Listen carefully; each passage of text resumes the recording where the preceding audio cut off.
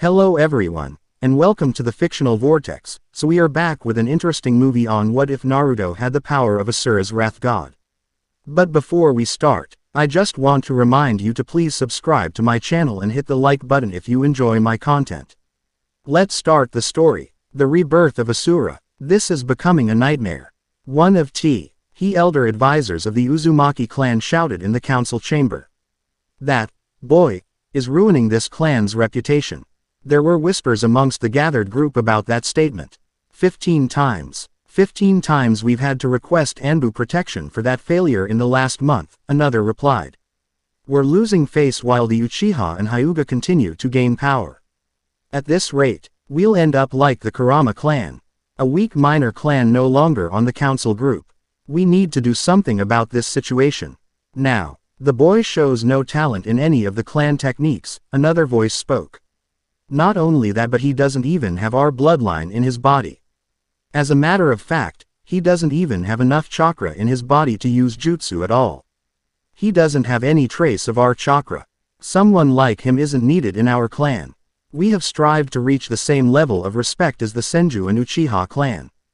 Before he came along, we were always compared to them as equals. But now we're losing that power. That boy is a cancer to our reputation. Keep him around too long and it'll affect us on a high scale. The group once again whispered to one another about the situation. We old distance the clan from that failure, stated the second voice. With the new contract offered to us by the Fire Lord himself, the boy's presence would only be a hindrance. Even now, he disrupts the training of his twin sister, who is turning out to be a genuine prodigy for the clan as well as the Jinchuriki of the Kyuubi. Naruto may not be in the direct line for clan succession, but she's certainly going to be a prize jewel for us in a few years. The trio of elders nodded, and then turned to stare at the red-haired woman kneeling before them. Once, this woman was the prize of the Uzumaki clan. A jonin of remarkable skill, second only to the Sannin, Sandaime Hokage, and her own deceased husband Namikaze Minato. Uzumaki Kushina had in recent years turned cold and almost unfeeling after the death of her husband. She rarely spoke to the council, or to any other clan members, unless it was absolutely necessary. Even her two children, the aforementioned Naruto and the boy Naruto, received little attention from her. Kushina-sama, the head elder spoke, you know that the Fire Lord has requested our entire clan move to the capital city of Fire Country. This move gives the clan Kaguya opportunity to reclaim some of the honor your son has cost us, perhaps even gain greater renown as His Highness's bodyguards. However, you needn't ask me what you are about to, Kosuke-san, the cold woman replied. You wish me to leave my son here in the village while the rest of us travel to the city? Yes, that is correct, the old man replied. Do you have a problem with it? He eyed her carefully and waited for her response. He would read her body language if she showed it this time. Lately reading Kushina had been extremely hard. It was like staring at a brick wall. Maybe she would subconsciously show some type of emotion now. Kushina felt a tug at her soul, even as she voiced her answer. She looked at the elders with eyes of cold blue ice, not showing any signs of remorse.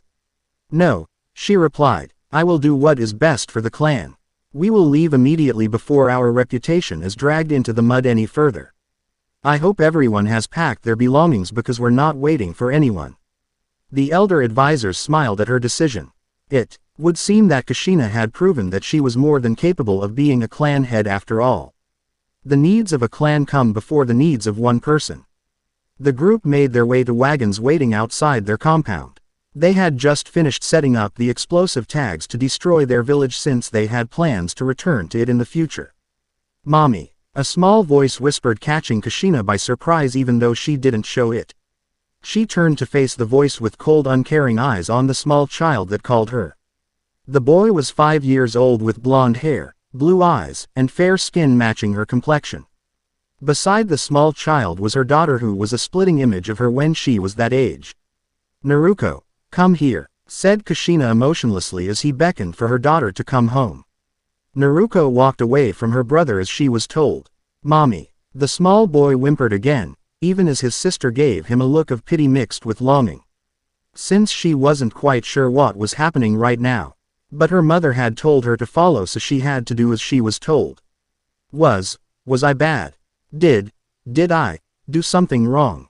Kushina ignored the boy's questions, though she again felt the strange pull at her heart she had felt when the decision had been made in the first place. We are the last ones here aside from Urusha, she replied. He'll stand proxy for the Uzumaki clan on all civilian and shinobi matters in Konoha. Everyone get ready to leave. Mommy, said Naruto with terror in his eyes. He walked towards her to try and hug her to prove that he was a good boy, but Kushina slammed her fist into his gut, causing him to fall over in pain as the intensity of his tears increased from the pain. Goodbye Naruto. Now do your mother a favor and fade away. The woman finished, before walking away. She climbed into the wagon with her daughter, and the driver lashed the horses, getting them moving. The blonde boy stared at the wagon as it moved away from his home. His heart crumbled at the thought of being left. Without realizing it, his legs began taking him to the moving wagon. He forced himself to run as fast as he could and ignored the burning feeling he was experiencing right now in his chest. The wagon continued to move forward, even as he began to shout his pleas. Mommy, don't leave me. He continued running until he was at the edge of whirlpool. It was there he tripped over his feet, causing him to fall. He didn't acknowledge the fact that he scr'd some skin. The only thing that mattered was the wagon. Mommy. As he was about to make another attempt to run after the wagon, he felt someone's hand on his shoulders. As soon as he turned around to see who had grabbed a hold of him, he was struck across the head hard enough to knock him unconscious. As he lay there, the last Uzumaki left the village and activated the exploding tags that had been placed. Within a matter of minutes, the village was in ruins and would remain that way forever. It was a few hours later that Naruto woke up. He looked around and saw that his home was gone as well as the fact that he was alone. Why did mommy and my sister leave me? Did I do something bad? The boy whispered as his tears refused to stop falling from his eyes. It was then that his stomach growled since he had not eaten anything yet. So he set out to search the ruins of his former home for anything that he could find to eat.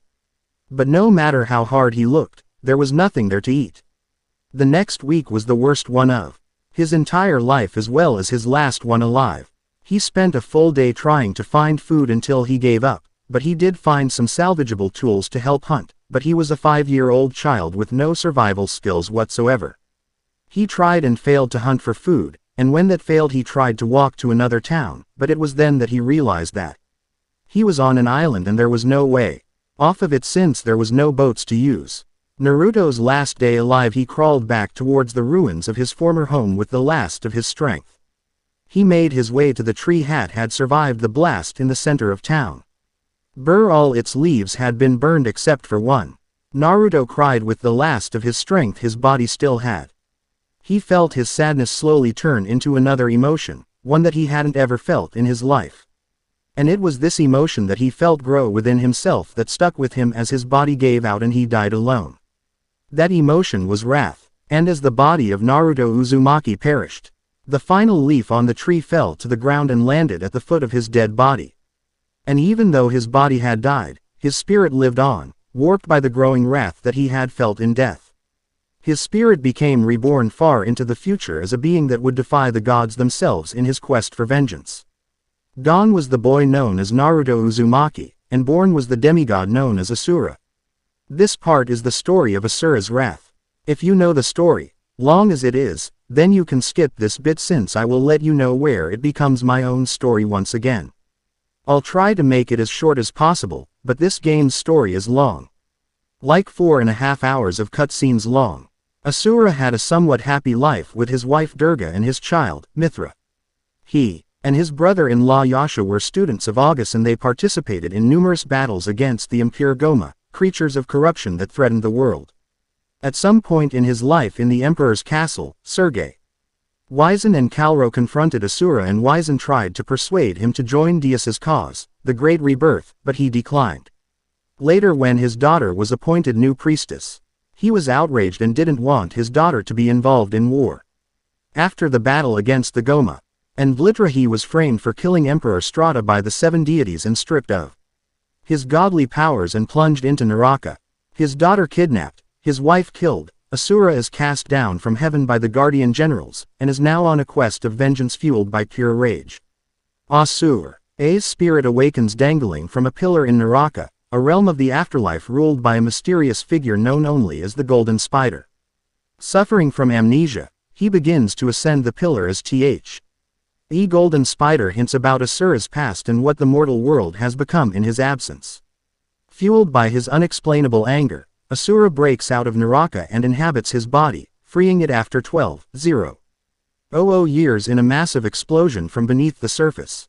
Asura wanders Gaia, which has become a vast wasteland afflicted with blood-red skies and frequent lightning storms, soon after coming across a human village amidst some ruins that is under attack by the Goma. While Asura rescues the villagers, a capital ship descends to the village and deploys Trastrium warriors led by the former Guardian General, Wizen. Wizen explains that the 8 Guardian Generals disbanded after the coup, becoming the self-proclaimed 7 deities. Wizen continues to monologue, but is soon interrupted by Asura's fist, prompting a duel between the two. As they duel, Wizen transforms several times, eventually tapping into the Brahmastra's mantra reactor to become Gongan Wizen. A form increases his size to the point that he dwarfs the planet. As Asura is about to be crushed under one of Wizen's fingers, Asura recalls his entire past, empowering him and activating his Vajra form. Asura's subsequent concentrated onslaught towards Wizen's finger is so great that it obliterates Wizen. However, Asura's arms are completely destroyed. In the process and, exhausted, Asura falls to the ground unconscious. Upon awakening, Asura is confronted by Yasha, his former brother-in-law, who tells him to move on and to forget about Mithra, mocking him for returning to life and attempting to oppose the 7 deities. Asura, revitalized once again through his own rage, savagely attacks Yasha despite the loss of his arms. Though he manages to crack Yasha's mask with a powerful headbutt, he is ultimately overwhelmed and literally cleaved in half by Yasha's final attack. Asura is awakened in Naraka by his uncontrollable rage and thirst for vengeance a second time, haunted by the sound of his daughter crying and fueled even further by anger. Asura climbed the pillar again into the mortal world. 500 years after his second death, Asura returned to his body. Petrified in stone at the base of a mountain, a shrine had been built around it by the descendants of the villagers he saved. The remaining humans believed him to be a guardian against the absent Goma. The Goma finally attack just as Asura breaks free. HMA chieftain kidnaps a girl that was visiting Asura's shrine, a girl who bears a striking resemblance to his daughter, Mithra, prompting Asura to pursue it to the now besieged village. After defeating the Goma, a fleet commanded by the deity Kalro comes to investigate. As Kalro taunts Asura's status as the fallen one from the safety of his ship, the Trastrium warriors begin harvesting the souls of the grateful villagers, who believe being absorbed into mantra as ascending to heaven. After dispatching the Trastrium soldiers directly responsible for harvesting the souls of the villagers, Asura destroys the fleet, crushing a fleeing Kalro inside his own escape pod. Crashing into a mountain, Asura is found by his old mentor August, now one of the deities. August carries the unconscious Asura to a hot spring, presumed to be August's own residence. There August informs Asura of Deus' ambitions. Deus wants to achieve the great rebirth, an end to the war of creation that will usher in a new era of peace and prosperity at the expense of billions of humans harvested for the cause of destroying Goma Vlitra, the heart of the Goma, once and for all. After recuperating in the hot spring at the attendance of August's own personal attendants, Asura and August launch themselves onto the surface of the moon for their final showdown. Evenly matched in hand-to-hand combat, August draws his sword, Wailing Dark, and in doing so proceeds to level the moon with the sheer force of his attacks and the length-altering blade. In an effort to finish Asura off, August impales Asura upon the fully extended blade, now longer than Gaia's width, pinning Asura to and piercing through Gaia. As August prepares the killing blow, Asura breaks Wailing Dark and, grasping the broken blade by the hilt with only his teeth, uses it to kill an impressed August. Not long after paying his respects to his fallen mentor, a Goma striker appears, followed by a horde of other Goma on the horizon. Upon noticing this, Asura prepares for battle again. The girl finds Asura a few days later, once again turned to stone but reviving soon after she finds him. She returns him to the village, presumably to introduce him to her village and family. However, just as they arrive, another fleet commanded by the deity Olga launches a barrage of missiles to purify the land. Asura survives the attack, but finds the girl's charred body in the rubble. Consumed by fury, Asura goes berserk, transforming into a form known as Berserk Asura, and wipes out most of the fleet within minutes. Distraught that Asura's power has somehow surpassed what took the deities 12 millennia to gather, Olga commands the now completed Brahmastra to fire directly at Asura. Yasha tries to stop the firing sequence, but fails to shut it down before Asura is caught in the blast, merely diverting the blast but giving Asura a chance to escape. Sometime later, while Yasha and Sergei are purifying the Goma and gathering souls from mortals for Brahmastra, Asura, his body burnt and broken by his own rage, a form simply called his wrath form, carves through Sergei's ship and disembowels Sergei. With his last breaths, Sergei reveals to Yasha that it was he who kidnapped Mithra and killed his sister, Asura's wife, Durga, to which Yasha states that he was aware of Sergei's actions at the time but chose to restrain himself for the cause. Asura then brutally thrusts Sergei to the ground before crushing his head with his foot and begins to attack Yasha. In the beginning of their confrontation, Yasha attempts, in vain, to reason with Asura in an effort to return him to his senses, all the while suppressing his emotions underneath his mask. As the battle wears on, Asura momentarily gains the upper hand, interrupting Yasha's pleas with an attack that destroys his mask.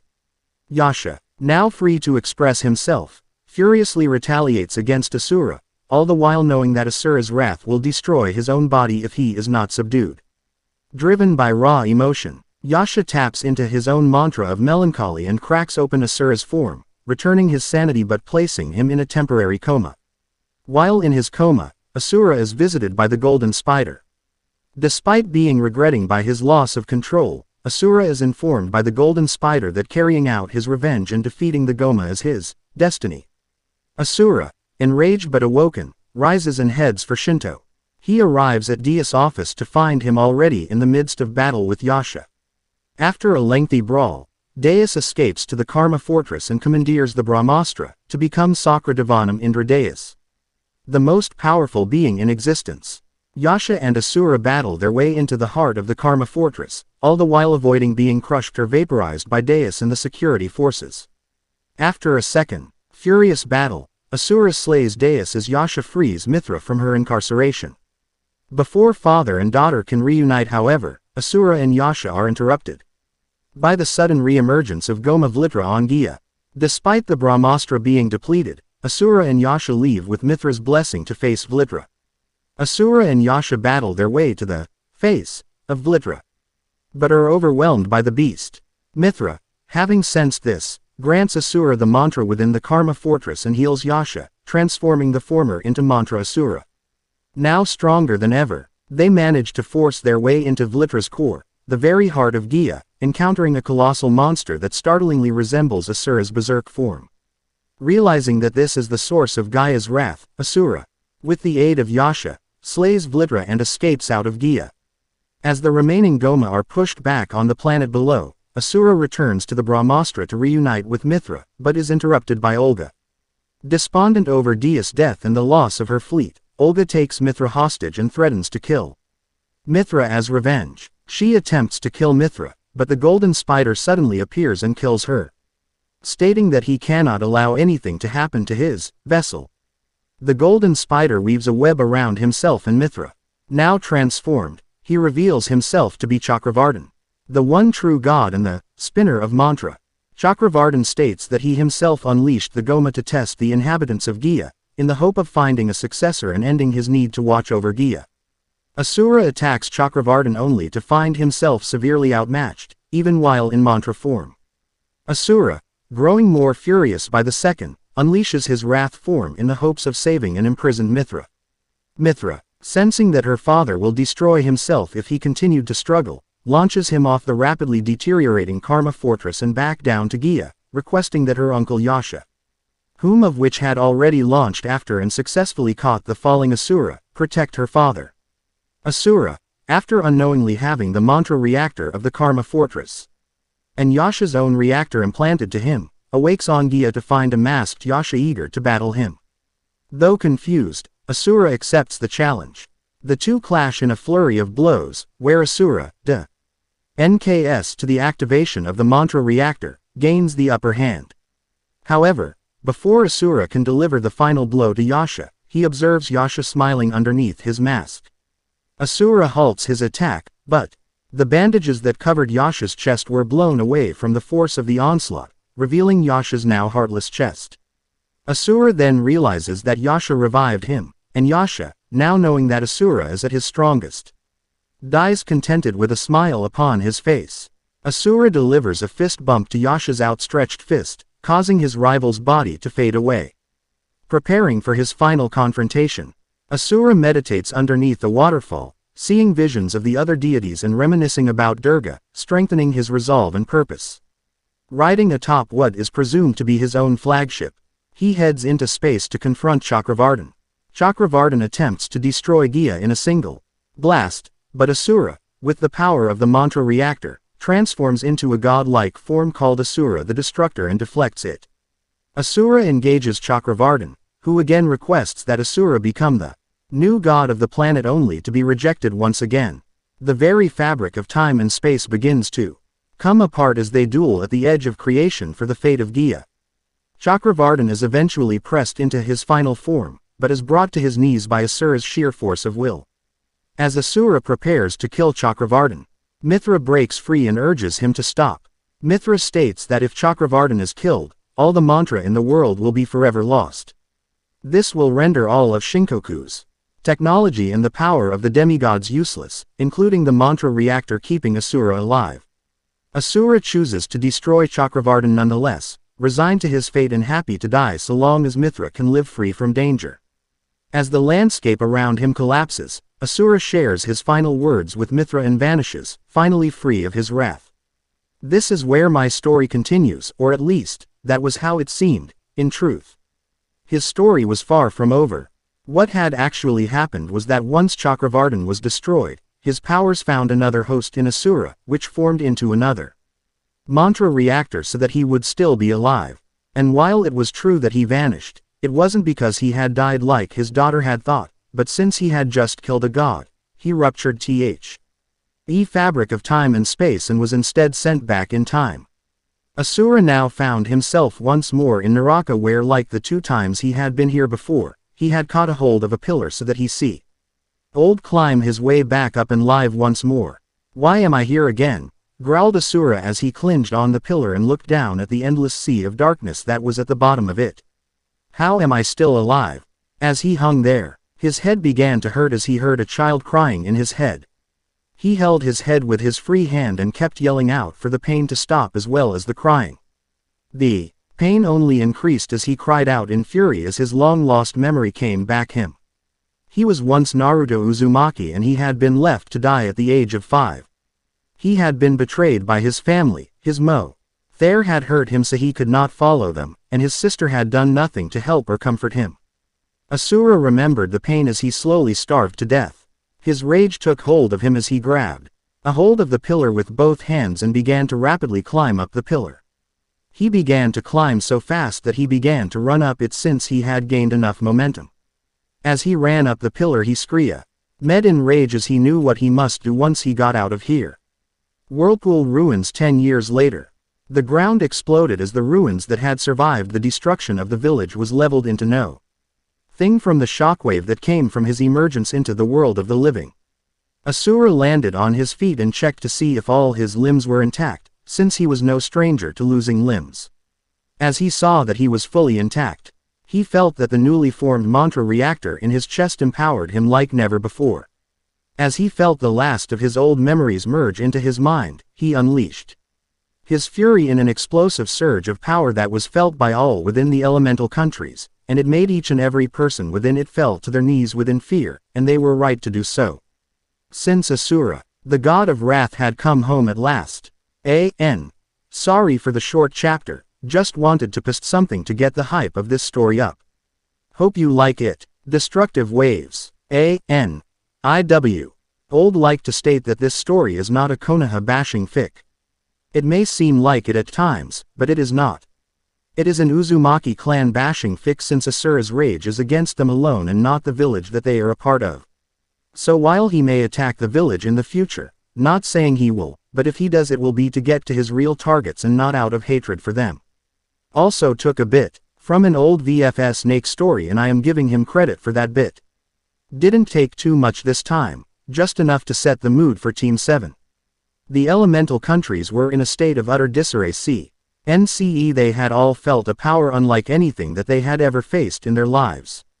Emergency meetings were made once they were able to move after being floored by such power, and they all were to discuss the same thing, and that thing was what the hell had caused such power to do so.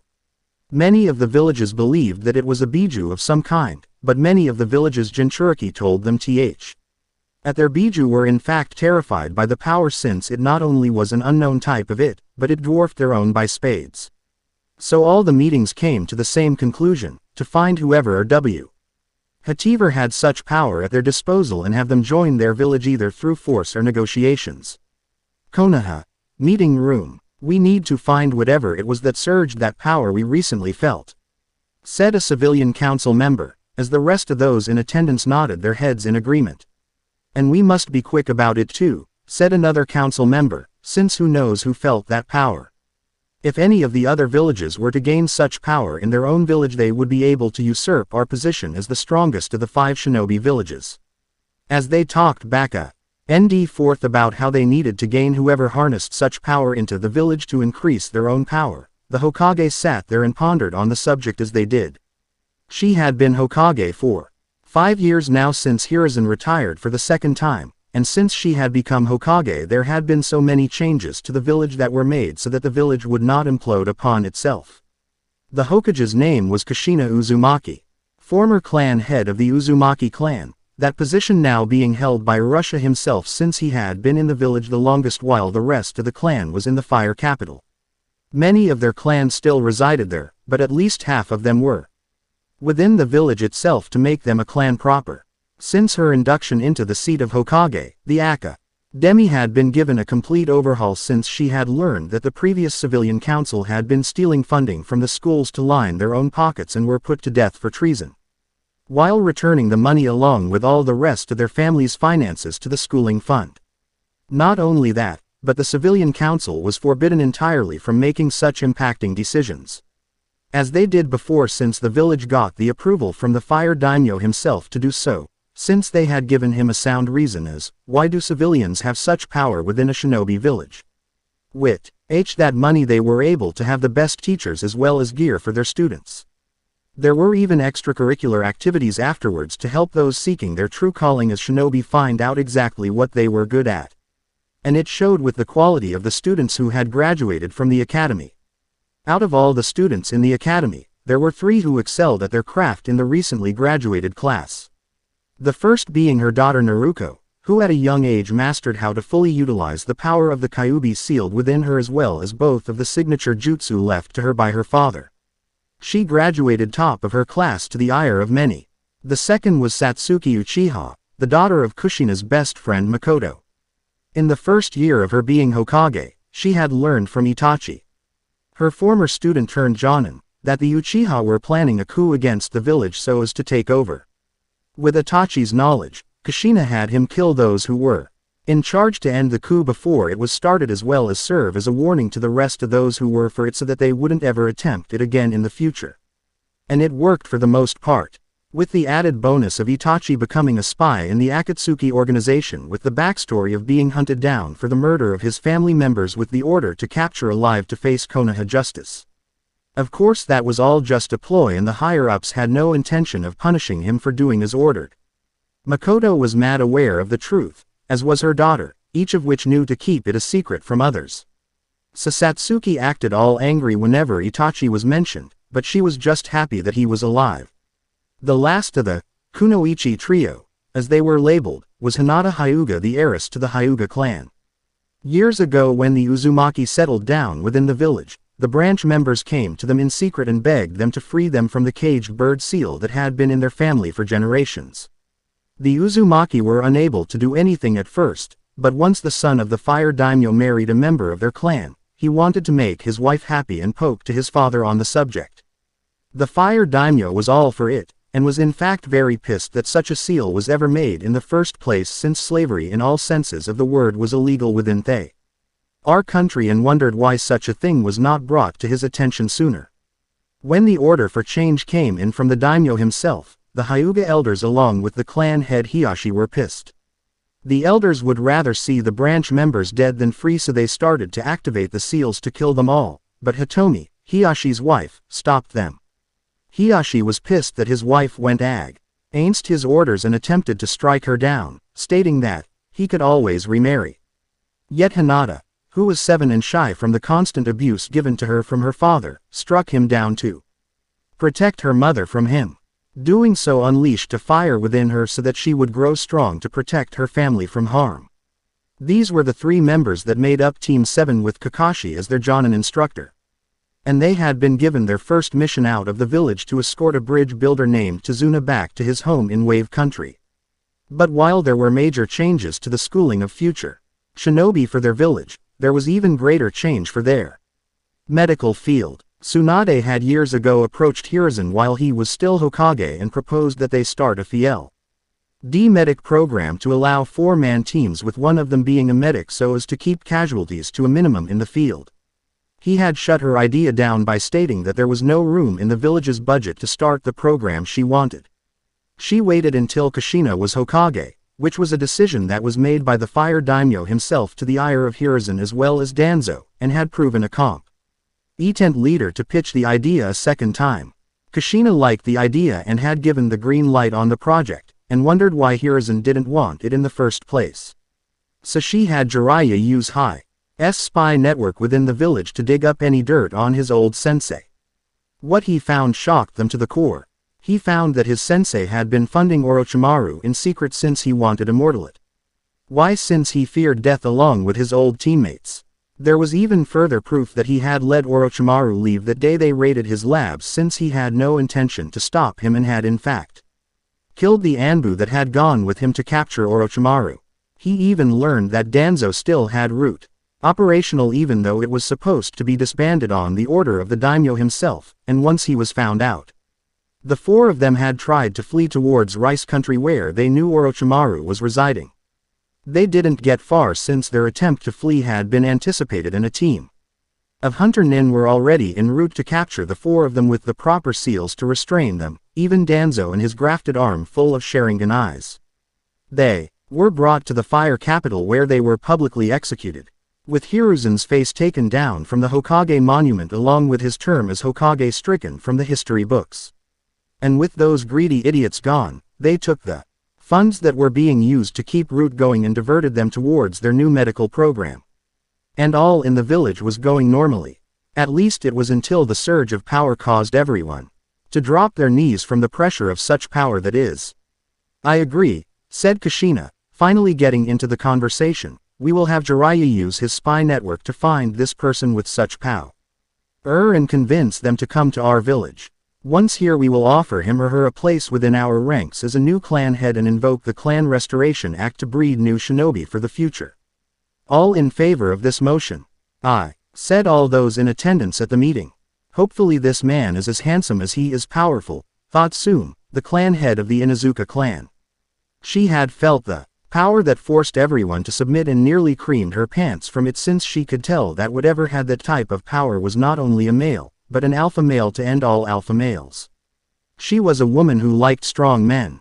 And if this man became part of their village somehow in the future, she would do all in her power to seduce him and have him mount her like only an alpha male like him was capable of. The motion passes, said Kushina as she then dismissed the room, since the reason that they had come for had been discussed as well as dealt with. She now had to go find Jiraiya and tell him his new mission. And her forehead grew a tick mark, since she was fairly certain she knew exactly where he was, since he was always peeping the women in the hot springs, to the point that she had her own build with so many seals surrounding it, so that she was 100% positive that he would never be able to peep in on her or her friends who she allowed to use it so as to not be peeped on as well. So with a very pissed off aura, she went to search Jiraiya out. Whirlpool Ruins. Asura was sitting down as he breathed deeply to calm himself from having another burst of rage. His wife had taught him how to do so, and he was very glad for her lessons right now, since it helped him think far more rationally when he had a clear mind. When he had returned to this place that haunted his very soul, his first thought was to find and slaughter all the Uzumaki clan and anyone foolish enough to get in his way, but he had to think smart about this, since even though his knowledge about the clan was limited, he at least knew that they were strong in their own sense, along with proficient in seals of all sorts.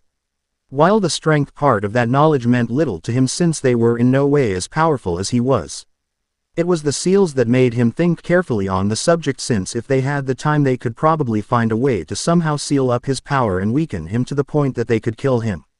Asura just scoffed at that thought, since he knew that all that would happen is that he would end back in Naraka, since he was far too stubborn to die.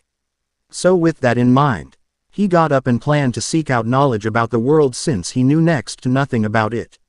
While it was true that he wanted nothing more than to kill off the Uzumaki clan to its entirety, he still would need to settle down afterwards and start life anew.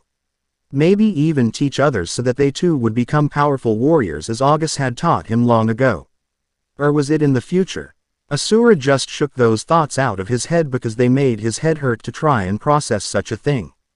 Asura looked at what was left in the immediate area and saw that somehow the Y tree that he had died underneath had remained standing all this time. He walked up to it and placed a hand on it and felt that it was withering away and dying, since this was a place of death now and had been such a place ever since the Uzumaki clan had abandoned him here to die. Using his nails he carved out a message as he pumped mantra into it to give it new life and flourish. He watched as Tea bloomed into a beautiful sakura tree and smiled as he left it there and headed out to begin his journey. He was amazed that he was able to even do such a thing, but it would appear to him that when he killed the god of mantra, in a way he became the new one in its place. So he left the forgotten ruins to begin his journey. All that remained was the message he had carved into it. From death springs forth new life. Asura walked towards the edge of the island, and as he did he remembered when he was a child and had tried to find aid in another village, but was unable to, since he needed a boat to get off the island, as well as the fact that even if he tried to, he was unable to swim at that age. So he saw land in the distance from where he was standing, and so he got a running start and used High's hands to launch himself in its direction. Wave country. Tsunami was not having a good week, but then again her life had been hectic ever since she was witness to her old lover's execution to Gato's forces years ago. He had done so to kill not only the village hero, but morale amongst the populace as well, since by doing so there would be no future attempts to usurp his power he had over the village. But their hope never truly died out, and her father had gone to a shinobi village to acquire aid to protect them while he and his men finished the bridge that would mean their salvation once completed. Gato didn't want this and had tried to stop the construction of the bridge, but he couldn't just destroy it, since that would put too many eyes on him and then people would investigate the area. They would know of his illegal activities and aid the village. So while Tazuna was away to get help for his workers, Gato made his move to get the leverage that he would need to stop the construction completely. He ordered his men to capture his grandson Inari, and/or his daughter Tsunami.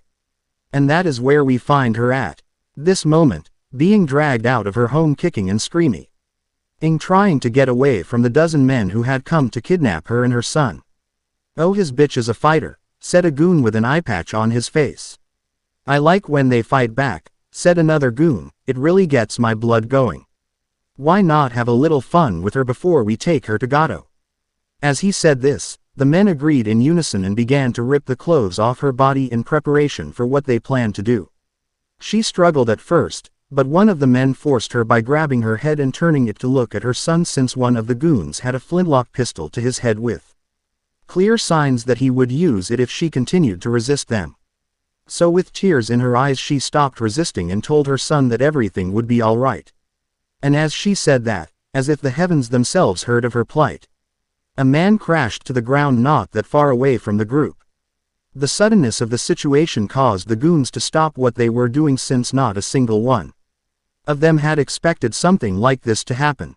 The man who literally dropped in was humanoid in appearance, aside from the markings on his body as well as his eyes and arms. He had spiky hair.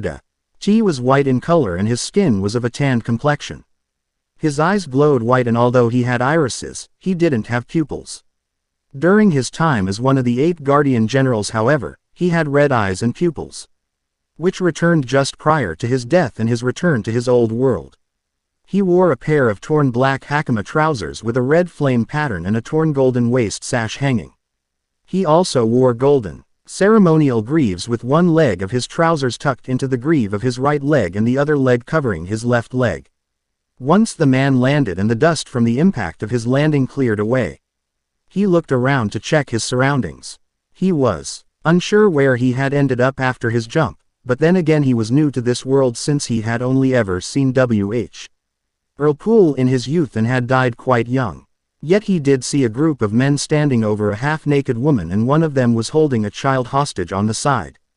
It didn't take a genius to understand what was going on here, and their actions only caused his fury to boil inside of him since he could not stand rapists. Yet as soon as he took a single step towards them to end their plans, the errant leader of the group yelled out to him. "Hold it right there," said the one with the eye patch. "If you take one more step then we will kill the boy." "Then I will not take another step," said the man as he glared at the men who smirked, thinking that they could continue with their plans to the woman since they had a hostage, "but I don't need to end your pathetic lives." And before any of the men could react, the strange man threw his hands out in such a quick motion, punching the air, each punch sending out a small blast of energy that struck true on their intended targets. The goons were blasted backwards, and the man capitalized on this by charging forward and killing the men via brute strength alone. They were not much of a challenge to begin with and died by a single punch to the head each. After he killed all but one, which just so happened to be the one who had held Inari hostage, the goon crawled away in fear from this man until he came upon his pistol. He smirked as he picked it up and aimed it at the man. He pulled the trigger, but to his utter shock and horror the bullet just bounced off of him. The man then kicked the gun out of his hands and placed a foot on his chest. "Please have mercy," said the goon as he pissed himself in fear that he was about to die. "No," said the man simply before he applied pressure to the goon's chest and crushed it beneath his foot. The man walked over to Inari and held out a hand to help him to his feet as well as his mother. Tsunami hugged her savior with tears of joy in her eyes since she was just spared being rode in front of her son. "Thank you, stranger," said Tsunami as she bowed in gratitude. "May we have the name of our savior?" "My name is Asura," said the man as he looked around again to make sure there was nobody else in the area trying to harm the family he saved. "So can you tell me why those men were trying to harm you while threatening your son?" "Yes, I can, but please allow me to get redressed first since my house is just right there." Asura was then quickly shown into their house and he took a seat on the couch while she went to put on another outfit since her was shredded not too long ago. While she did this, Inari sat on the couch adjacent to the one Ora himself was on and asked him multiple questions about his cool powers and strength. Asura answered each question that the boy had with a smile on his face as he did since he could sense the spirit of a warrior within this boy. Not unlike his teacher August had sensed in him when he was younger. Asura made a mental note to train this boy in the future. But he would have to wait for a while since the boy was young and still had a lot of growing to do. Soon Tsunami came back downstairs in a new outfit and made tea for their guest. Asura old have personally preferred sake, but he was not one to demand things from a kind host. "I thank you for the tea," said Asura as he gulped it down in one swig. He didn't even blow on it to cool it since the heat didn't affect him in the slightest. "Now could you please explain what that all was about?" Tsunami spent the next hour explaining his situation of her country and how it was under the tyrannical rule of Gato since it was an island and he owned all the shipping yards leading into it. She went on to explain that her father had begun construction on a bridge towards the mainland, it was slow going with Gato trying to interfere every step of the way. She told him that she was being kidnapped along with her son since her father had gone to get help to protect them while they finished the bridge. But Gato was going to use her as leverage to halt construction entirely once they returned. Asura growled in anger as he heard this, but it was towards Tazuna himself instead of Gato. What kind of a father would leave their child without some sort of protection when they were quite literally in hostile territory with a man who was well known for using many forms of dirty schemes to get his way? When his daughter had been in captivity, he had crawled his way out of the realm of Naraka itself and fought a god along with false gods to ensure that she was safe. To see a man do such a stupid thing made his blood boil. But he calmed himself and thought of a quick way to aid this woman. So if this man Gato was eliminated, said Asura as he thought about it for a second, then you won't have any more men trying to kidnap you. Yes, that is true. Then I will make you proposal. It may not seem like it, but I am new to this side of the world entirely, with my sudden appear. Ants being the first time I set foot in it. I won't explain where I came from since the story is too long and I have neither the time nor the desire to explain my old home to you. So my offer is simply this. I want you to tell me everything that you know about the world as you know it. As much as you possibly can, since my knowledge is practically non-existent as it is right now. Do this and I will aid your family by eliminating the man who seeks to do you such harm for his own greed. You can't attack him, said Inari in fear since he didn't want his hero to die so soon after they had just met. He has an army of men at his disposal that will stop you before you get anywhere near him. I have fought much more destructive things than a simple army boy, said Asura with a grin, so there is no need to fear for my safety. Tsunami herself was surprised that this stranger who stated he was new to their country entirely was willing to help them in exchange for just information. She was about to let this godsend of an opportunity pass, so she began to explain how their country worked. Elsewhere, Team 7 made their way towards Wave Country without any form of problem, with Naruto out in front, Hinata to her right, Satsuki to her left, and Kakashi with the strangely nervous client. The smell of fear had been picked up by the whole group while Hinata could see it in his movements. Hentazuna looked around as if he was half expecting some kind of attack as they traveled back to his house.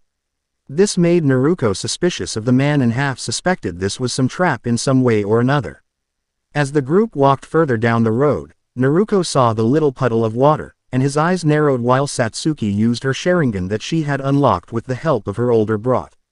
Her before his escape from the village, told her about the puddle while Hinata saw her friend tense up, making her mind become sharp too. Within mere moments, two figures that once made up the puddle of water launched themselves at the group, going for Kakashi first, and were close to striking when he disappeared with a boulder in his place. A genjutsu, said one of the two through his mask, as each of their claws hit rock. And when they turned their heads they saw the blonde had a sword she had been given by her mother drawn, while her two teammates took up defensive positions around the client with their sensei. You two idiots really should have tried to hide someplace else with a little more water, since it hasn't rained around here for well over a week.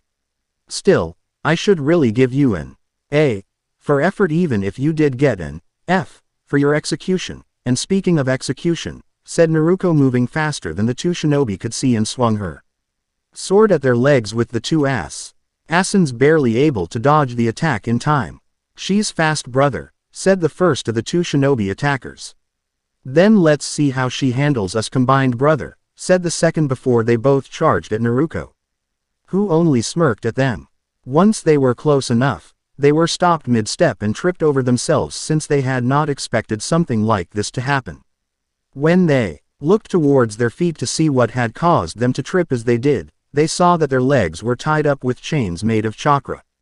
While the assassins had tried to kill her sensei, she had dug her chains into the ground and waited for them to get within reach of them to trap them like this.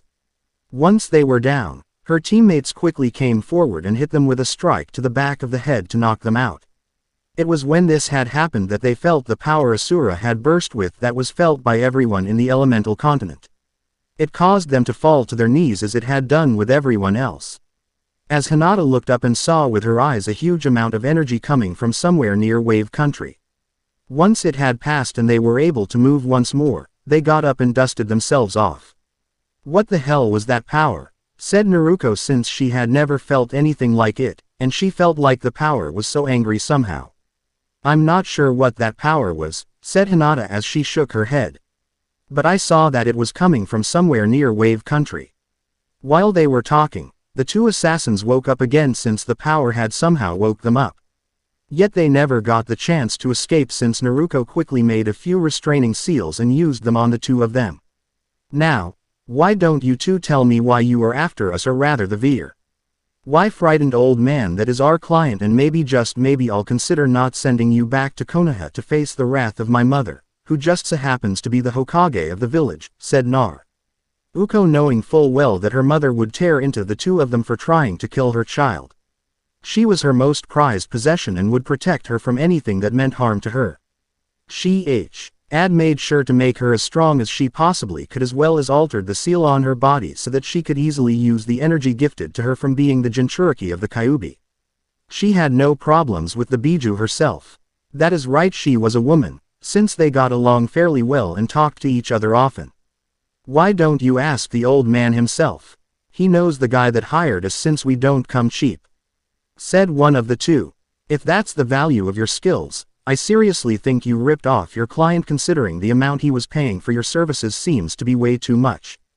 And considering how easily I beat just now, I think he would agree with me, said Naruto before smashing the man's face into the tree they were placed against, knocking him out and making a clone to carry the two back to the Hokage. She could only pity the men since they were as good as dead once they got there. Care to explain what those two were talking about further, Tsunami? Said Kakashi, eyeing the man sternly, making the man even more nervous than he was before. He doesn't have to, sighed Naruto, getting looks from everyone. He doesn't, said Hinata, wondering why her teammate said that. Nope, it's pretty clear when you think about it. Obviously, our client here is important in some way back in Wave Country, who has become a thorn in some possibly rich man's side, and that someone is wanting Tsunami dead for some obvious reason that as of yet I do not know.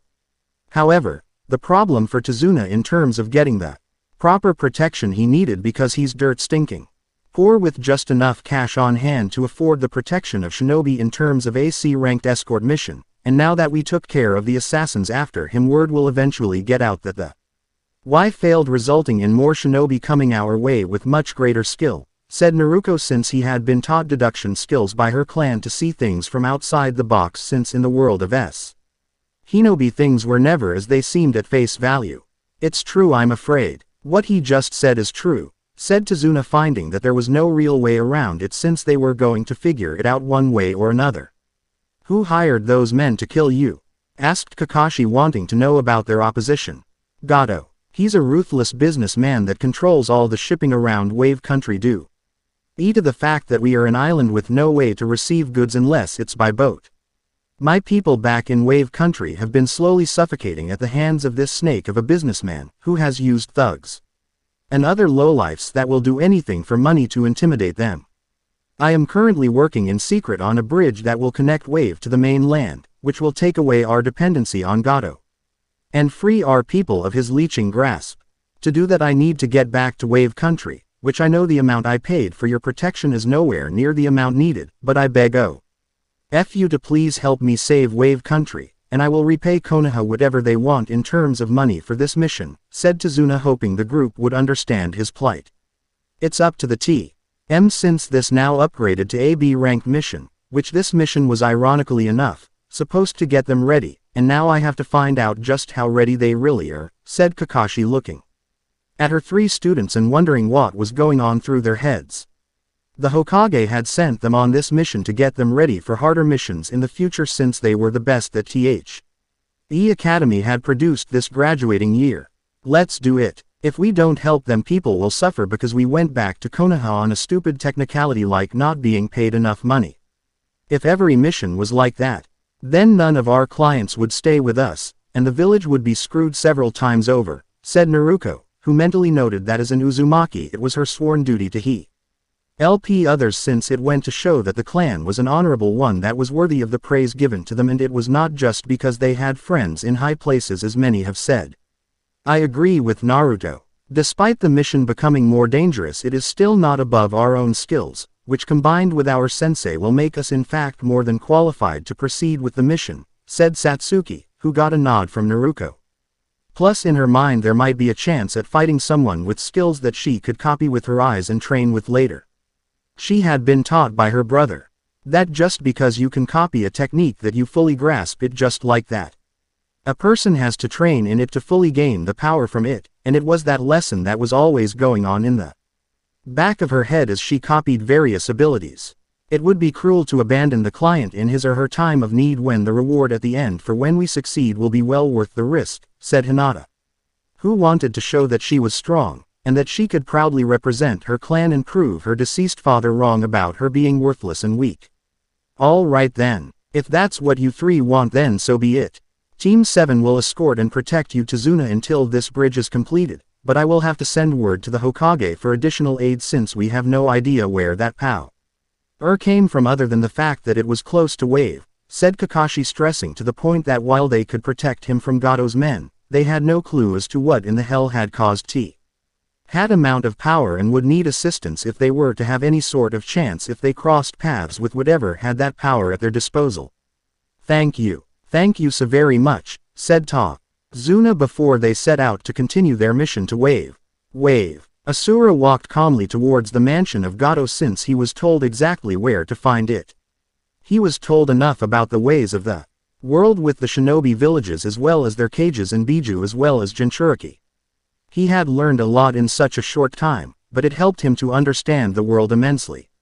So he set off AF. Tsunami had told him everything she personally knew about the world to fulfill his side of the bargain. He was close enough to see the highly fortified mansion with tall walls and guard towers with barbed wires atop the walls so no one could climb in. It seemed more like a prison than a home if Nay was to judge by outer appearances alone, but Asura was not one to do such a thing and thought nothing on it. As he neared the mansion he saw a few guards by the front gate, with one of them pointing in his general direction since he had obviously saw him walking towards him. Stop right there, sigh. The first guard as he unsheathed his sword just in case it would be needed if this man turned out to be hostile. What business do you have with my boss? My business with your boss is that I am simply here to kill him, growled Asura. So step aside so I may do just that. The guards just looked at him like he was insane before the guard with the sword charged forward to cut this fool down where he stood. Asura didn't flinch as he charged forward but instead he grabbed the man's head and crushed it into goo. Stand aside or suffer the same fate, said Asura as he began to walk towards the gate again. The other guard fumbled with his belt trying to unholster the pistol he had on his person, but Asura never gave him the chance to use it since he grabbed the man with one hand and slammed I am against the thick metal gate again and again. Each pound against it turned the man further and further into a thick smear on the gate, and with the last of his corpse Asura put more power into the thrust, blasting the gate inwards and off its hinges. He could have just jumped over it, but just like he wanted, the alarm went off due to the intrusion, and on a balcony far up in the mansion, Gato appeared with a frown on his face.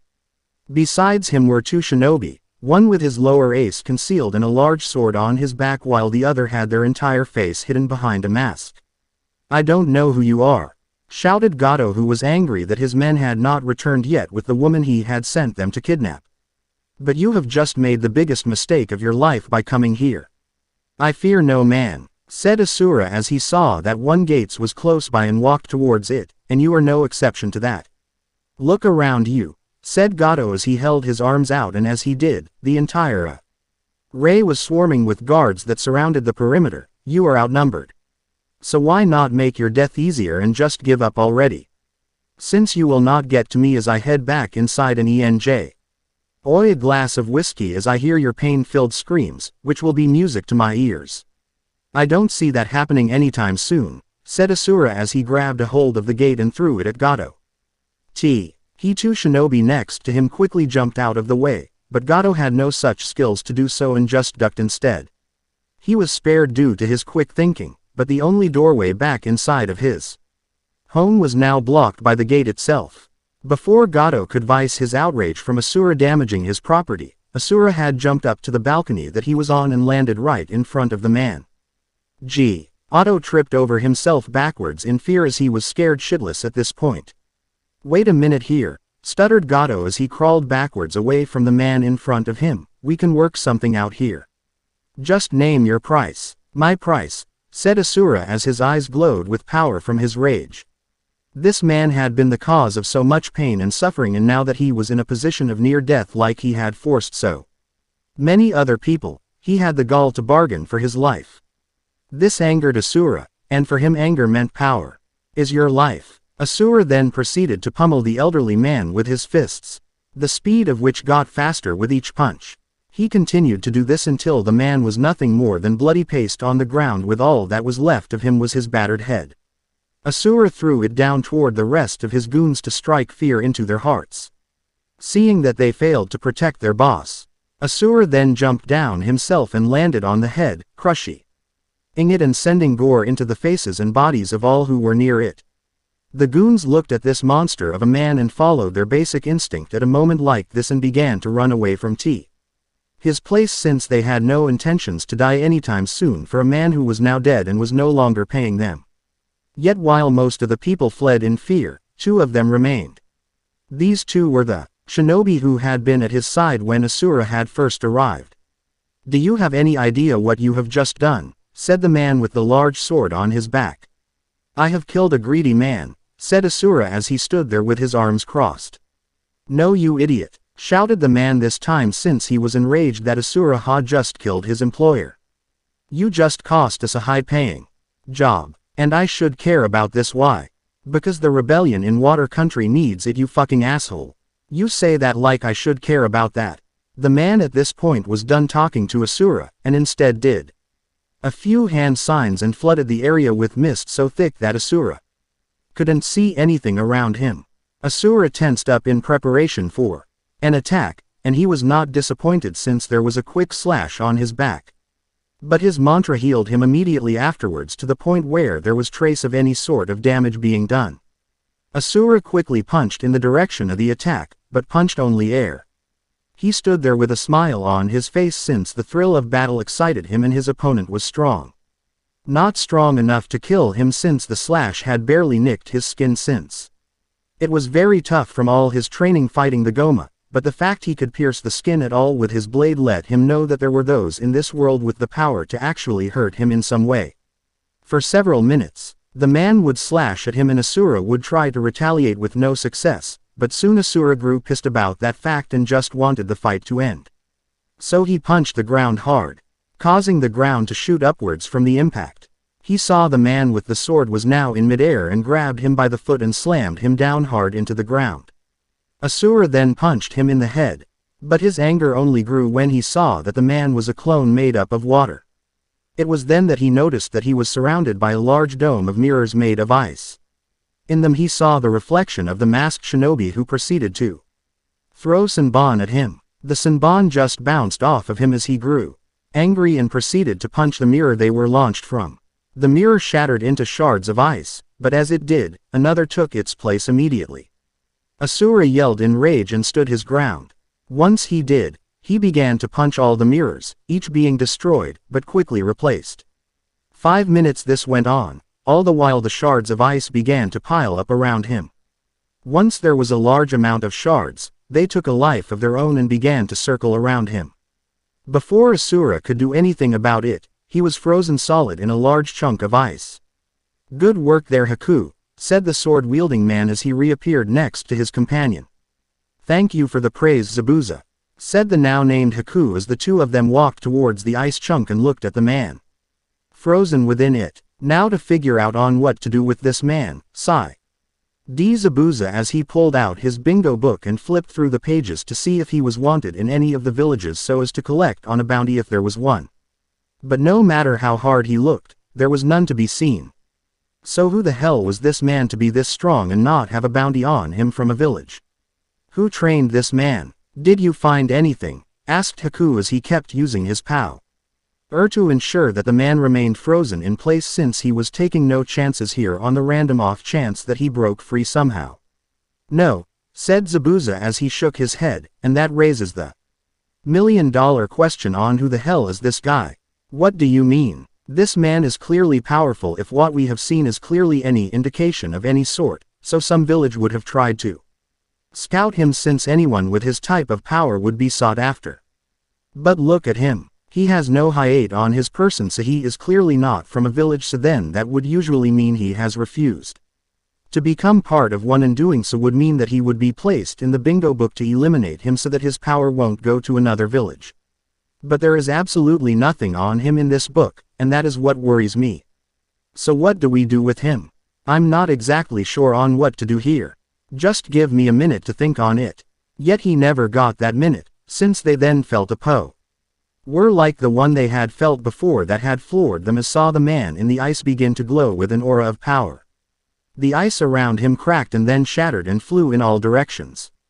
The only reason that Haku and Zabuza were spared being harmed by the ice was the fact that even though Haku was floored on the ground next to his master due to the power this man was emanating with, his bloodline over the power of ice worked on a level of mastery that didn't require him to be conscious to use it. If there was ice of any sort coming at him, it would stop mid-air and do no harm to those around him. Asura quickly stopped his flow of power and walked towards the two shinobi that had frozen him in place. He picked them up by the throats and began to squeeze them so it was hard to breathe. "You dare freeze me in place with your abilities," growled Asura as the two shinobi in his hands tried to break free from his control but were not able to since his grip was so damn strong. "Do you know what I have to say about that?" The two shinobi at this point accepted the fact that they were about to die, but what happened next shocked and confused them since he let them go. "That was a good fight," said Asura as he took a step back and watched the two of them begin to gasp for breath. "I haven't had a fight that fun in quite some time." "Who the hell are you?" said Zabuza as he got his sword ready to fight again if he needed to. "My name is Asura," said Asura with a grin on his face. "And now that you know my name, what is the name of the two warriors who have entertained me so after so long?" "My name is Zabuza Momochi, and my companion here is known as Haku."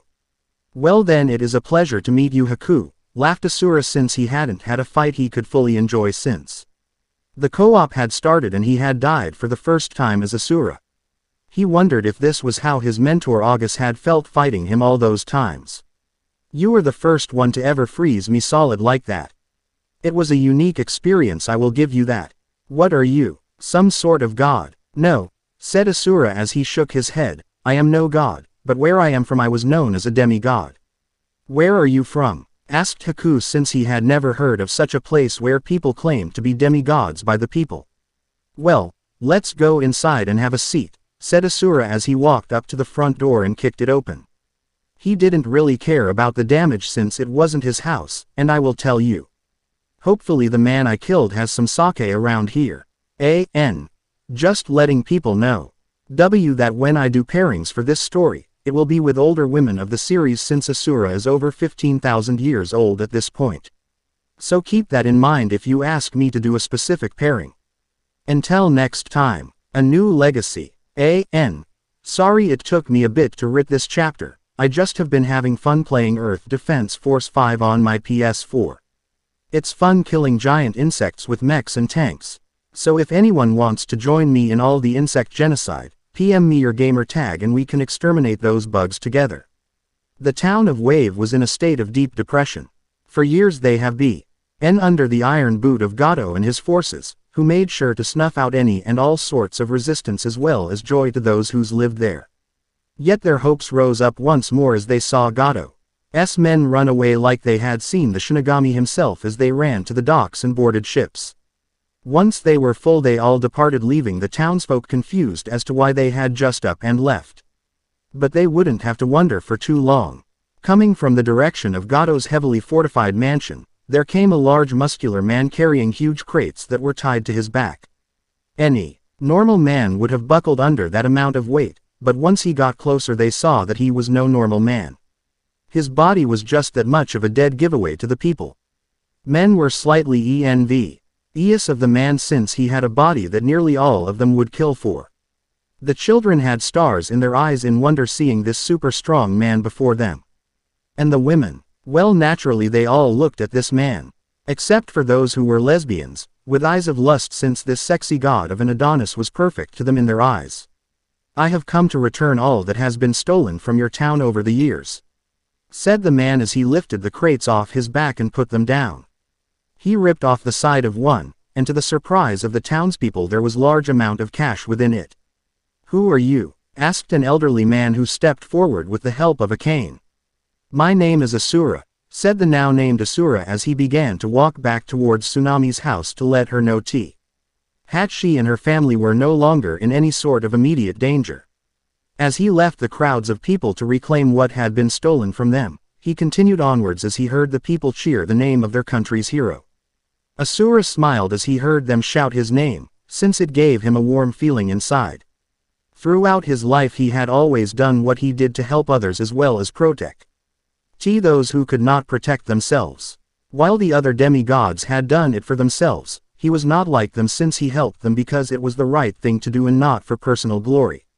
As he walked towards his destination, he remembered the conversation he had with the two shinobi over some expensive sake. He had drank pretty much all of it since the others didn't want as much and unlike normal human he didn't get drunk as easily as they would have, so he suffered no type of intoxication.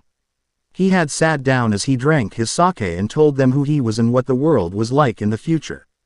While at first they were skeptical about the whole thing since it seemed so far-fetched, Asura in a moment of improvising grabbed them both by the head and channeled mantra through them. Doing so shared his memories of what he had done as a demigod. He didn't know why that worked, but it was like a voice in the back of his mind told him it would, and so he did it. Once the process of transferring memories to them was complete, they looked at this man in both awe as well as fear since he had literally killed a god and broke reality. This was not a man who you fucked with in any sort of way if you wanted to live. They then discussed what Asura was planning to do with his life now that he was here, to which he told them that he would search around for a place to call his home on. See, he was done helping the family he had promised to help. It was at that point that Zabuza asked, almost begged if Asura was remembering it correctly, to come with them and aid the resistance against the tyrannical Mizukage of his old village.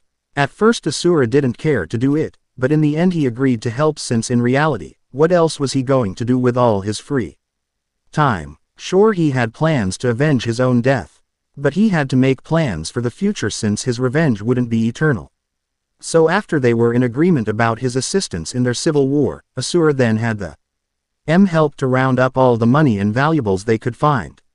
They left the large items for the people of the town to come and get themselves, but the money they found they put into crates once emptied of their contents.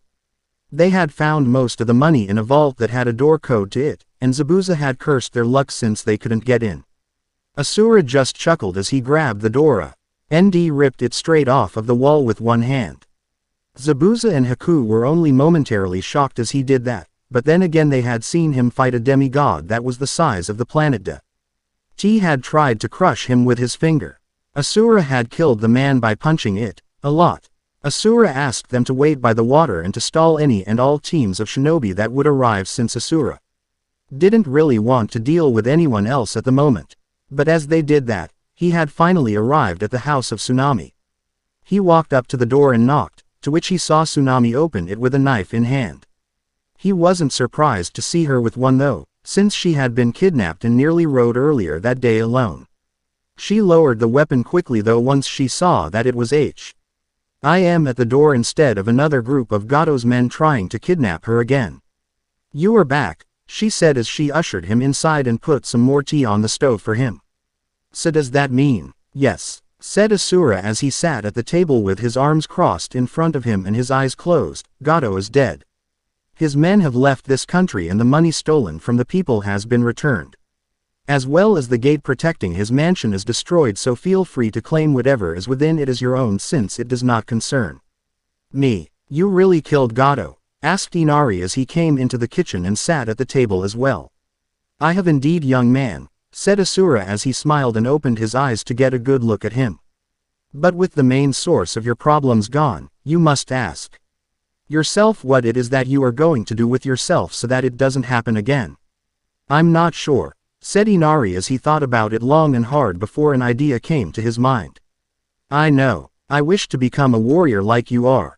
I want to be just as strong as you so that I may protect all those I care for in life so that no one else like Gato threatens them. Asura smiled as he stood up and walked over towards the boy. He pats the boy on the back, but it was a bit too much strength put into it so it ended up knocking him out of his chair. Well, I see that you are well on your way, said Asura as he laughed. For the first step towards becoming a warrior such as I is to have the heart of one. Allow your convictions to grow over time, boy, and when you truly feel that you are ready to train, seek me out and I will do just that. Must you go so soon? Asked Tsunami. Indeed I must, for there is more that I must do out in the world, and the longer I stay here the more people who suffer. Asura then began to leave the room, but stopped when he felt arms cling to his legs in a hug. Asura looked down to see Inari hugging him. Thank you for showing me that there are still heroes in this world. Inari, said Asura as Inari finally let him go, it was my genuine pleasure. Asura then walked out of the house feeling warmth in the depths of his soul itself, but unfortunately it all ended quite abruptly as he saw a group of 8 people standing outside the house. His mind was able to quickly observe that these were shinobi, at least 7 of them were. There was also an elderly man who reeked of alcohol. But that didn't bother him since there was time that his own master had smelled the same way, and even while he was intoxicated he could still kick his student's ass.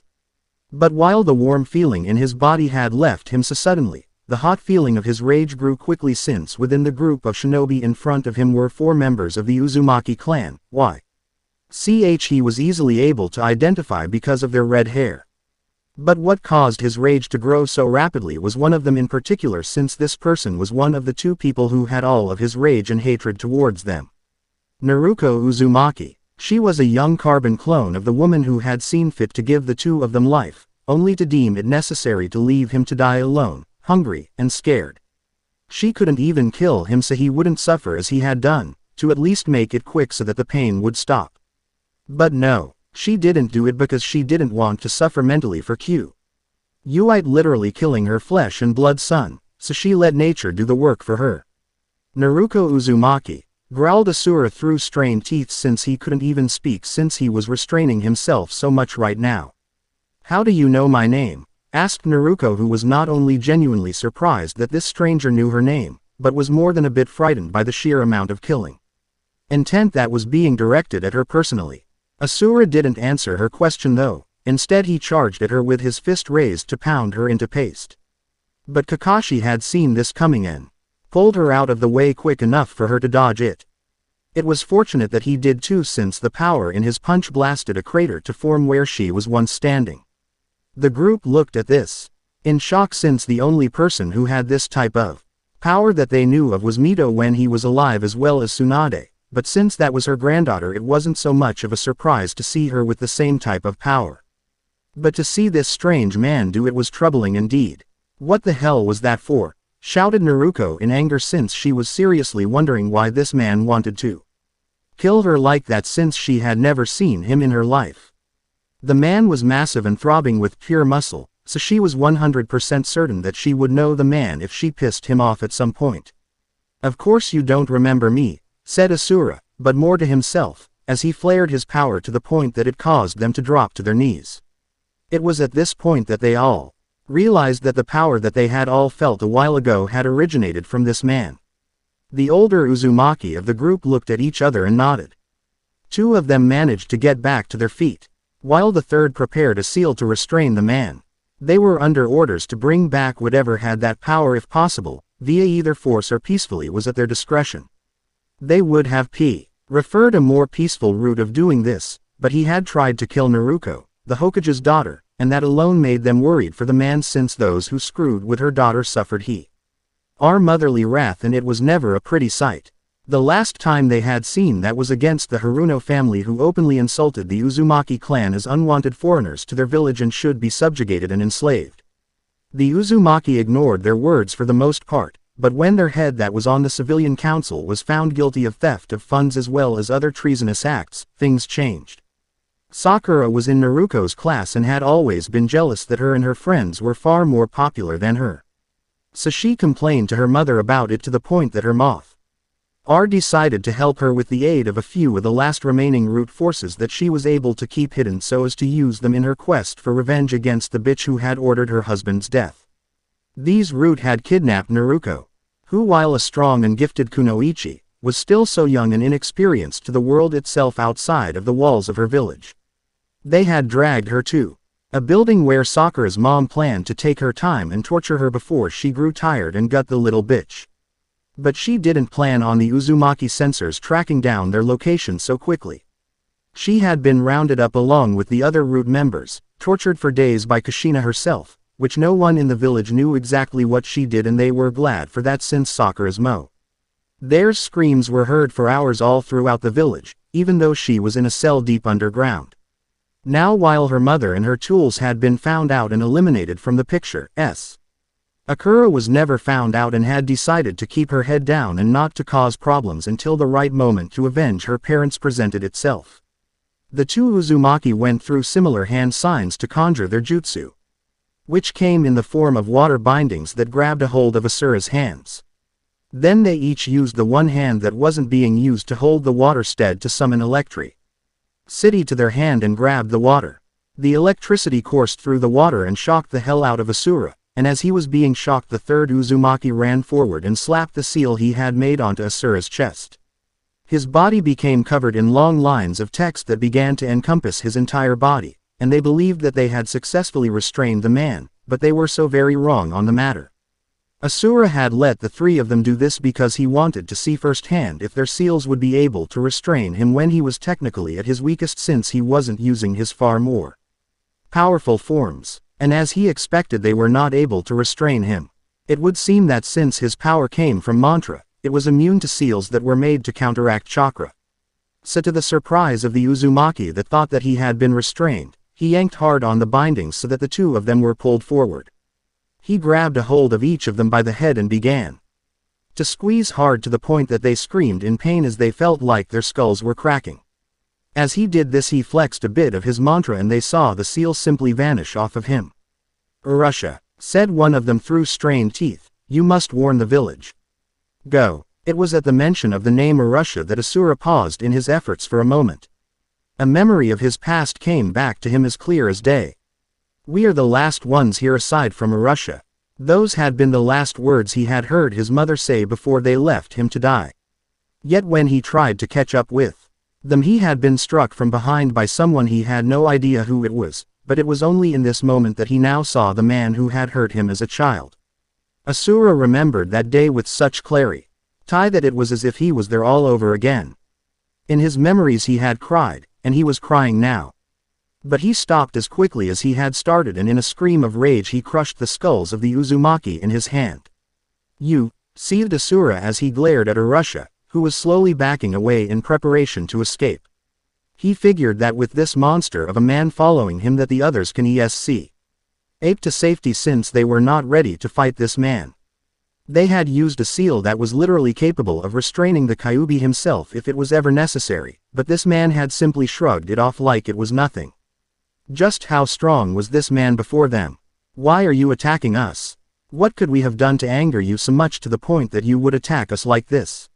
You and the rest of your pathetic clan took everything from me," said Asura as he walked forward towards him with his hands clenched into fists so hard that the outlines of his veins in his arms were easily visible. "And I will not stop until your clan is nothing short of extinct." To say that those from Konoha were shocked to hear this was a gross understatement, since this man was basically speaking madness to them. Urusha took this moment to proceed with his plan to lure the man away. He launched several chakra chains at the man, yet to his utter shock and horror the Asura just caught them in his hand and yanked him forward like he had done to the other two. Urusha didn't even have the time to put his hands up in an ill attempt at defending himself before he was already being pounded into the ground by Asura. He didn't let up and yelled in fury the entire time he did it. By the time he was done punching him, there was a massive crater in the ground, with nothing left of Urusha's body other than a single arm. Asura roared to the heavens as he finished and jumped out of the crater that he had made. He walked once more towards Naruto, who was terrified of this man. Yet Asura's walk was cut short as his arm was ripped off at the shoulder by what appeared to be some sort of miniature black hole of some kind. Asura growled in pain, but to be honest he had felt far worse in his past life, so this was not a problem for him. He looked and saw that the one that appeared to have only one eye in fact had two. The second one was red and spinning though, so he was assuming that he was the one who summoned a quick black hole. "Stop where you are," said Kakashi as he stood in front of his genin team to protect them. "You are under arrest for the murder of the clan head of the Uzumaki as well as the murder of 2 other clan members. Give up now, for you are crippled with one hand and I will take the other if I need to." Kakashi was bluffing as he said that last part since he was only to use the kumai once a day since it drained so much out of him.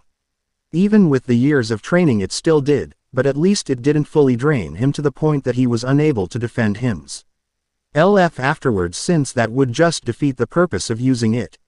If you truly believe that this will stop me, growled Asura as he gathered mantra near his now missing appendage, then you have never fought one such as me. Asura then blasted the energy outwards, forming it into a new arm to the shocks of all who saw this. Asura then quickly charged forward and grabbed a hold of Kakashi by the neck. He had deduced that the second eye in his body was his natural one, since once the power he used was used his power levels had dropped so fast. Asura channeled mantra through his hand towards Kakashi. Since this man fought alongside the Uzumaki and an ability like he had used would prove problematic in the future. Mantra was the energy of the universe itself, capable of healing nearly anything as well as destroying anything. Asura had no quarrel with this man, he just didn't want him to use the black hole on him again. So the energy coursed through Kakashi and went into his eye, transferring it into a normal one that matched his other one. With the impurities of his body expunged, Asura threw the man to the side of him since he was done with him. Hinata as well as Satsuki tried to stop the man from hurting their friend and teammate, but Hinata's gentle fist style proved ineffective as well as Satsuki's clan's style. Asura simply backhanded the both of them away, knocking them out. From the force of it along with activating Satsuki's Sharingan since she had faced a moment of near death. Asura grabbed the chakra chains that Naruto launched toward him in a desperate attempt to stop him and used both hands to rip them apart. Naruto felt a pain deep within her as he did that since he basically ripped a portion of her from her body. He grabbed her by the throat and lifted her up into the air. She began to claw at his hand in an attempt to break his grip, but he was just too strong and she couldn't make him release her. Please, gargled Naruto as she tried to breathe, you don't have to do this. I'm sure that whatever your problem is with my clan you could work it out with them if you give it a chance. My problem with them is that they still live while they took everything from me. The only way they could work things out and appease my rage is to simply die. But as he strangled her, a feeling washed over him. It wasn't guilt or anything like that, but a sense that it wasn't the right moment to kill his former sister right now. So going off of this feeling he let her go. Naruto coughed and breathed deeply to fill her empty lungs. Why did you let me go, wheeze? Out Naruto, who was surprised to see him just let her go like that. Because I want you to take a message to the rest of your clan for me, said Asura with a glare and a scowl on his face. I want you to tell them what you have seen here. Tell them that I will hunt them all down and kill them with my bare hands. And most importantly, I want you to tell your mother that her past along with your own is coming back to haunt you. Asura ended that last sentence by punching her so hard that it not only knocked her out, but it knocked out quite a few teeth as well. He felt a power engulf her body and begin to heal it from the damage done to her, but he didn't care enough about it. He looked to see that there was still one elderly man with gray hair and glasses on shaking in his shoes in terror. At seeing Asura tear apart his security detail. Are you Tsunami? Asked Asura as he stepped towards the man as he began to walk backwards, but was stopped when he backed up into the wall next to the door to his house. The man simply nodded his head since he was too scared to reply with words. Then I have a bone to pick with you. Please, said Tsunami as he held up his hands to cover his face, whatever Gato is paying you to kill me. I'm sure we could match if you give us enough time. I don't work for Gato, said Asura as he stopped a few feet from Tsunami and crossed his arms in front of Hi's chest as he glared at the man who had left his daughter with no security. You don't? Asked Tsunami with a look of caution on his face. He quickly thought about whom else could possibly want him dead if there was any. No, said Asura, as a matter of fact I killed him myself. Gato is dead, asked Tsunami with a shocked look on his face. So what do you have to talk to me about? You are a father, growled Asura with his eyes closed as his power grew a bit as the rage built up within him. And yet you left your daughter and grandson here without anyone to protect them from Gato's men. If it wasn't for my timely intervention, then your daughter would have been rode as your grandson was forced to watch. They did what? Asked Tsunami as his face went pale from the fear of the information just told to him. They nearly defiled your daughter and traumatized your grandson from their actions. I killed them before they could complete their sick act though. So what do you have to talk to me about? Asked Tsunami as the fear of death faded away from him. It's not like you have a daughter to protect if you are here. Asura opened his eyes in utter rage as he heard this man say that. Tsunami felt the fear within him grow once more as he saw the pure fury within his eyes. Asura then grabbed Tsunami by the neck and lifted him off the ground. You know nothing, growled Asura. I was once a father like you. But due to events out of my control, my own daughter is forever lost to me. When those who I had once called friends betrayed me and took her from me as well as killed my wife in cold blood, I tore them all apart with my bare hands to see to it that she was safe. I destroyed entire armies as well as armadas to keep her safe. To see a father like you not care for the safety of you, our own child, makes the blood within me boil. So here is my one and only warning to you. If I ever hear that your daughter was put in a position where she was in danger and there was no form of help to keep her safe, then I will personally end you. Do you understand me? Tsunami once more nodded his head, to which Asura let him go. He then turned around and walked away as Tsunami rubbed his neck. Asura sensed as Tsunami as well as Inari came out of the house and hugged Tsunami as he walked away to meet up with Haku and Zabuza. 1 week later. The past week had been a busy week for both parties of people. In Wave, there was much celebration once the news of Gato's death went around. Tsunami was happy to hear that the man that had threatened him had saved his daughter from such a horrible fate and had taken his words to heart for the future. So since the Konoha team was no longer needed to guard the workers for the bridge, Tsunami paid them for an A-class mission for their aid and told them that they were no longer needed.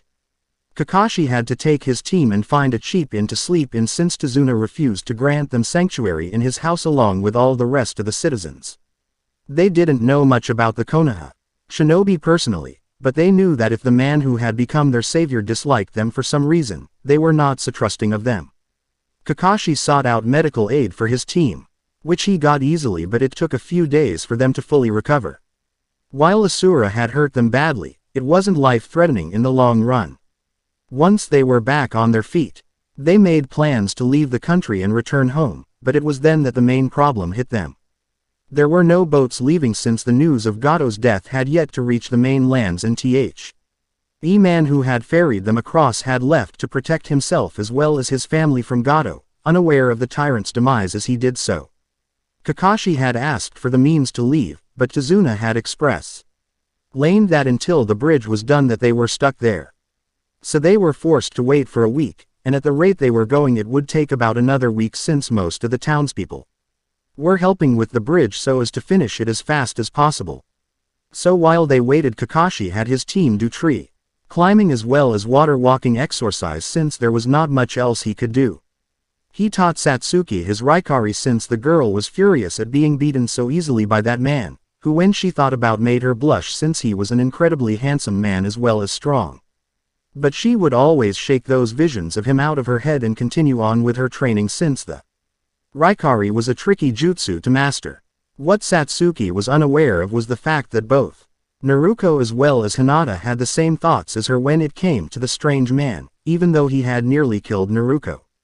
She wasn't sure why her mind was going that way, but she would stamp it out since she planned to avenge her clan members and bring this man into face justice if it was the last thing she did.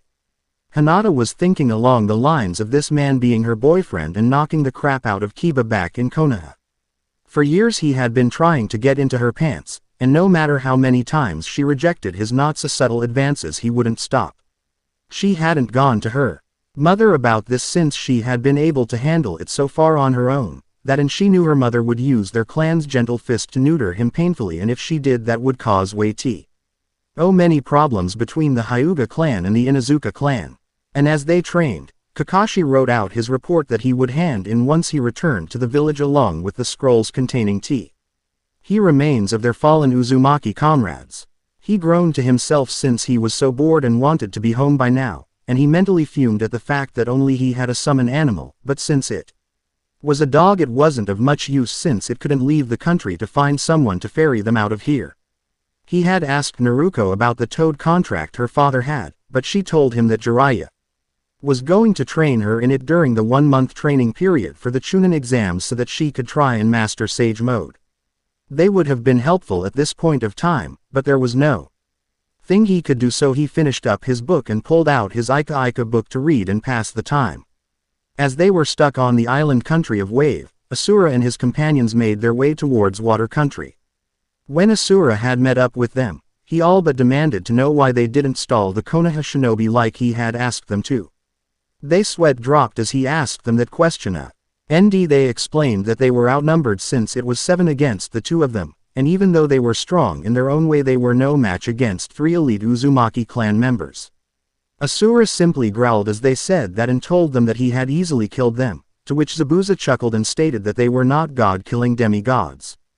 Asura stopped mid-step as he was told this and laughed since Zabuza had gotten him there. It was then that he began to think to himself that since he apparently had the powers that Chakravartin once had, albeit extremely watered-down he was not capable of creating the universe, that maybe he could grant others the power of mantra as well, since it would help humanity as a whole grow stronger. But to do such a thing would require an intelligent mind to experiment such a thing, and he would have to ask about such a person in the near future, but now was not the time for that. Zabuza had tried to take Asura to the headquarters of the resistance to help them from there, but Asura demanded to know where Kiri was so that he could face the problem head-on. Zabuza was not one to argue with him, so he told Asura the direction to Go and made haste along with Haku to go and collect the rest of their resistance. But by the time that they had reached their headquarters, Asura had reached the walls of Kiri. He flared a portion of his power to alert those inside of his presence, and like he expected they arrived and attacked him since they assumed he had a bloodline of some sort, so they wanted him dead for that alone. If only EY knew exactly whom they were trying to fight. 30 minutes later, Meitarumi and the rest of the resistance arrived on the scene of what could only be described as a massacre.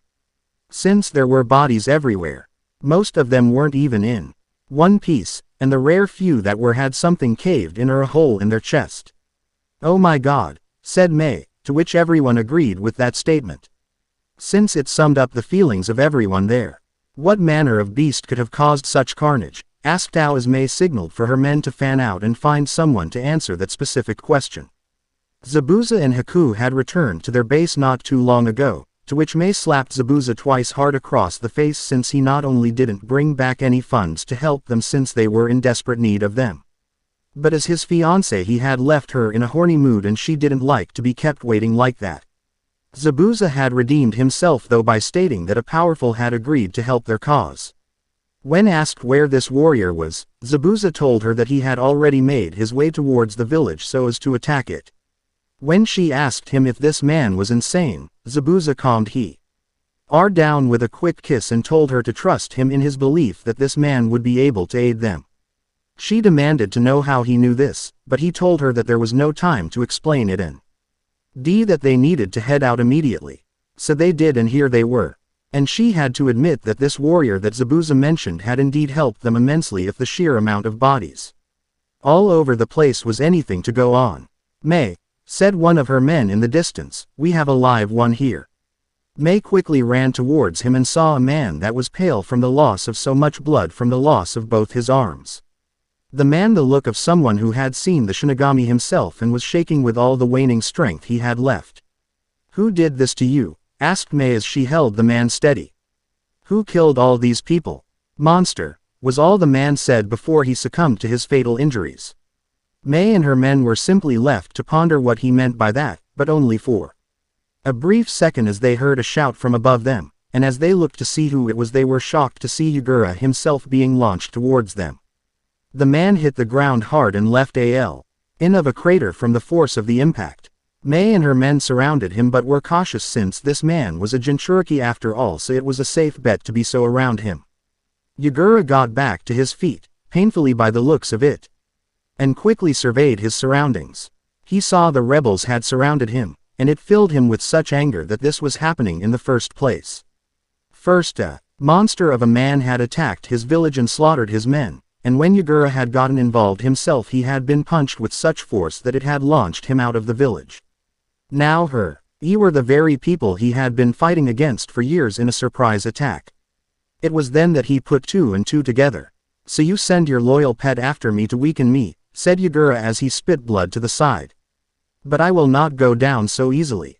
I will end this rebellion of yours once and for all here and now. Yagura then quickly went into his tailed form, which frightened the men around him since they knew the power he was capable of wielding when he used it. He jumped back and charged up a Biju bomb to launch at the group of rebels, but mainly at Mei since he knew that without her leadership that the rest of them would lose morale and crumble over time. Mei knew that dodging was futile since the attack was massive and stood there with a smile on her face since she was ready to die since it would at least be a warrior's death. Yagura launched his attack, but what happened next shocked all of them, even Yagura. Out of nowhere, a man appeared in front of the Biju bomb and grabbed the attack with his bare hands. The force of it caused him to skid back a bit since he had firmly planted his feet in the ground. The man yelled as he overpowered the force of the attack and threw it into the air where it exploded harmlessly away from anyone so it caused no fatalities of any sort. Asura stood before the rebels and tightened his hands into fists as he charged forward to attack his opponent head-on. Yagura was still in a state of shock and didn't move as he did so he didn't dodge the blow to his gut that launched him backwards. It was only because he was in his tailed form that he was still alive since he puked blood from the internal damage done to him. His power healed him enough to the point that he wouldn't die from it but it still hurt. As Yagura bounced several times before he got his footing back, the shinobi loyal to his way of thinking got between the two of them so as to protect their leader. But they didn't stop Asura in the slightest since he did to them what he had done to the others who had foolishly attacked him when he had first arrived. The punched them so hard that limbs flew off or exploded. His fist went through the chests of many as the organs within were made into bloody goo. Asura's fists were caked in the blood of thousands of shinobi and yet if one was to look at him they would see that he was not winded in the slightest from his actions. Yagura saw his men die so graphically and launched a water dragon jutsu at the man rushing towards him. Asura simply grabbed the dragon by the mouth with his hands, one on the top part while the other was on the lower part, and ripped it in half. Yagura was even more shocked to see this monster of a man do this, and with his bare hands no less. Asura capitalized on his shock and headbutt Yagura with enough force to form a massive crater to form underneath the both of them. He then quickly charged up mantra into his hand and uppercutted Yagura once he had enough energy. Yagura felt so very weak and near death as he did that, but that was to be expected since the mantra-infused punch had blasted the three-tailed Biju out of his body itself. Yagura fainted from the amount of pain he was in while Asura continued to fight the demon. The three tails tried to fight Asura with everything he could muster, but nothing he threw at the man stopped him. Even worse was that Asura's attack easily cracked as well as broke his shell so he could feel the pain of his attacks on him. But as soon as the shell cracked, it was back as it was before it had been and the process continued like this for what seemed like hours but had only in fact been minutes. Asura grew more and more furious as time went by since he was hitting the beast and yet it healed just as fast as he hurt it. He wished that he had the means to kill it once and for all. And it was as soon as he thought that he saw that he was no longer on the field of battle all of a sudden. He quickly looked around to see where he was, and saw nothing at all. It was then that he realized where he was. He was in the same realm as when he had fought Chakravartin before he had went back to the time of his former life. "Hello son," said a voice from behind him. Behind him stood a man with azure blue eyes and spiky, yellow blonde hair. He also had jaw-length bangs framing either side of his face. His attire consisted of a short-sleeved long white haori over his normal attire, closed in the front by a thin, orange rope. The haori was decorated by red flame-like motifs on the edges, with the kanji for "Fourth Hokage" written vertically down the back. "Who are you?" asked Asura since he had never met this man in his life and yet the man had called him son. "I am Minato Namikaze," said the man with a goofy grin of his face, "and I am your father Naruto."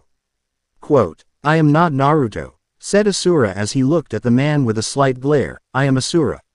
"You can call yourself whatever you want Naruto," said Minato as he looked at his son, who towered over him in height, "but the fact remains that you are still my son and will always be Naruto to me."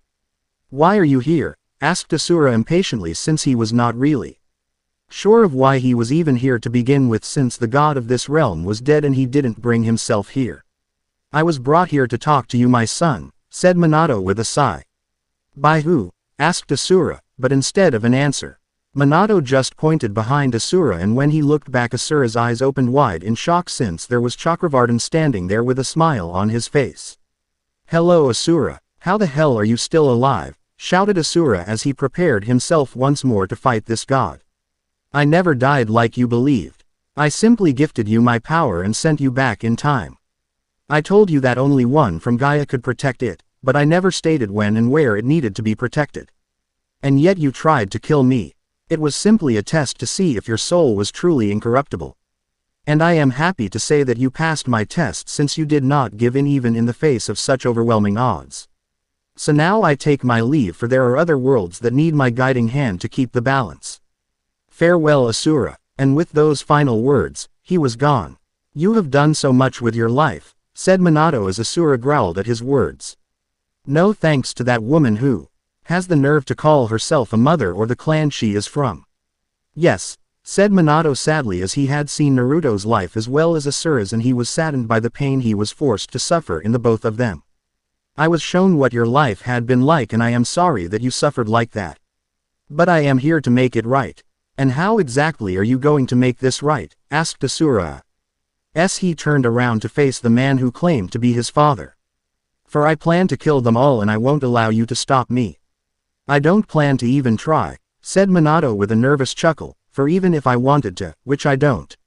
I have seen what you are capable of when pissed. I may have been infamous when I was alive, but even I would fall to you if I tried, since all I have on my side is speed. And I have seen firsthand that it won't be enough to stop you. Then why are you offering to help me? Asked Asura in confusion.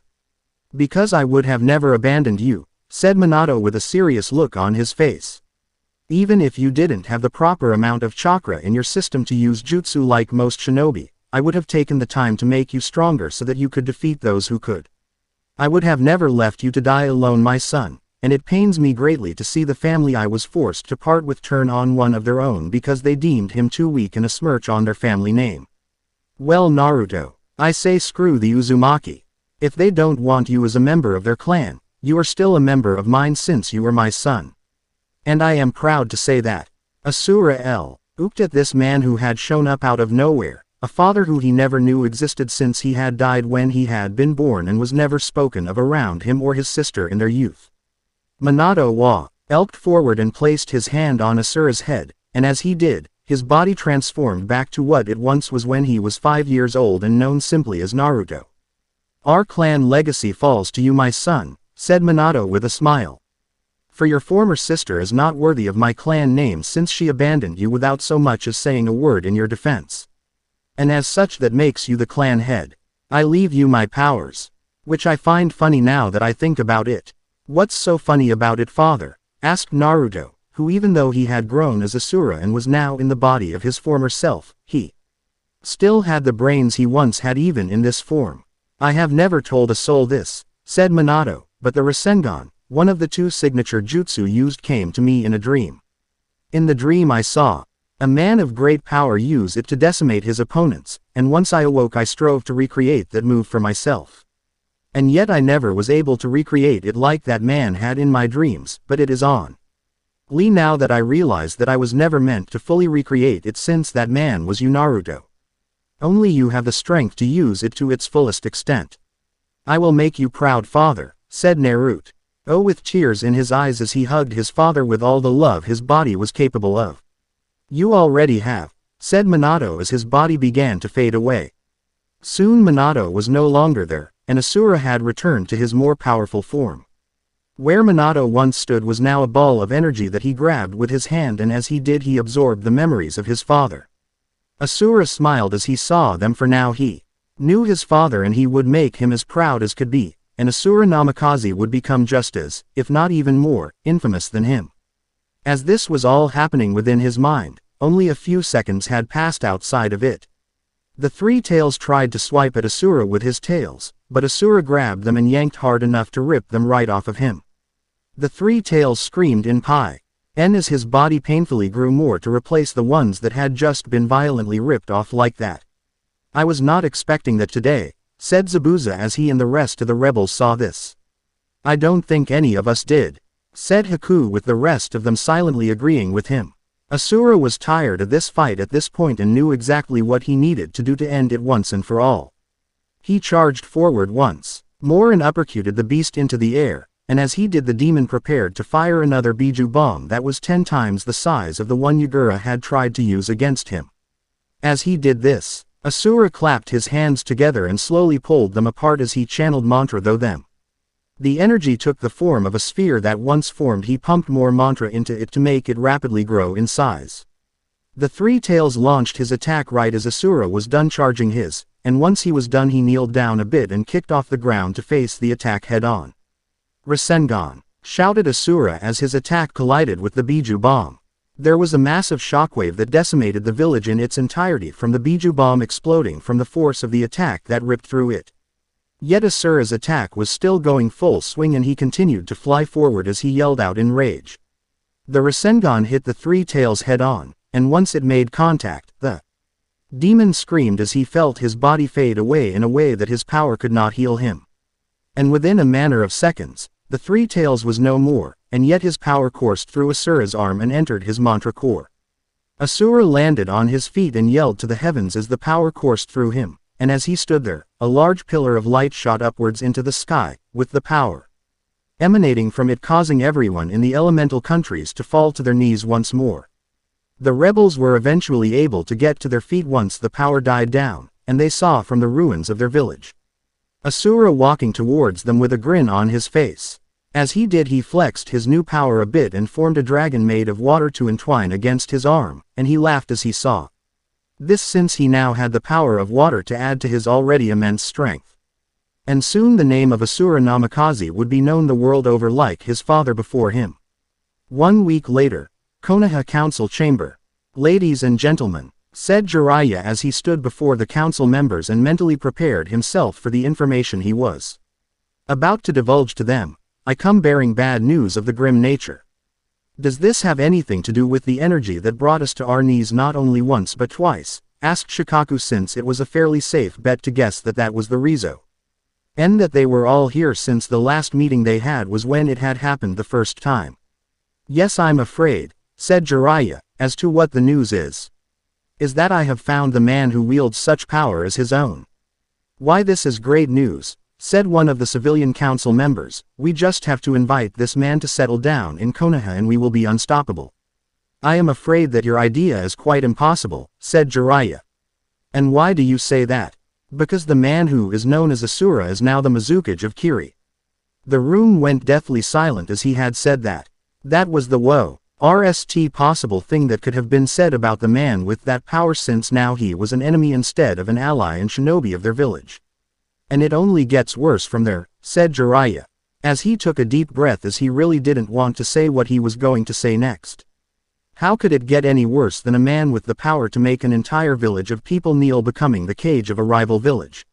This man killed 3 Uzumaki members, with clan head Orochimaru being one of the casualties. The faces of the people in the room got even paler as he said that, since Orochimaru was one of their most powerful of shinobi. To hear that he had been killed filled their hearts with dread. We must kill this man for what he has done, said one council member. Yes, seal him away and use him as a stud to breed more shinobi with his power. Even if it is a fraction of it, it will still make us the undisputed strongest village for generations. It's not that simple, said Kushina as she decided to get into this conversation. And why is that? It is because we do not know the full strength of this man. From the reports given to me by Team 7, this man was bound and sealed by the Uzumaki Jonin I sent to assist them. And yet he shrugged the seal off like it wasn't there. It was one that was made specifically to restrain a Biju if need be, and yet this man broke through it. And that isn't even the worst part of all this. Quote, it gets worse than even that, asked Inoichi, who at this point was utterly terrified of this man. A picture of him had been passed around and he had seen the looks alone that Asura was indeed powerful. But to hear what he was capable of painted a far more powerful picture of the man than the actual picture did.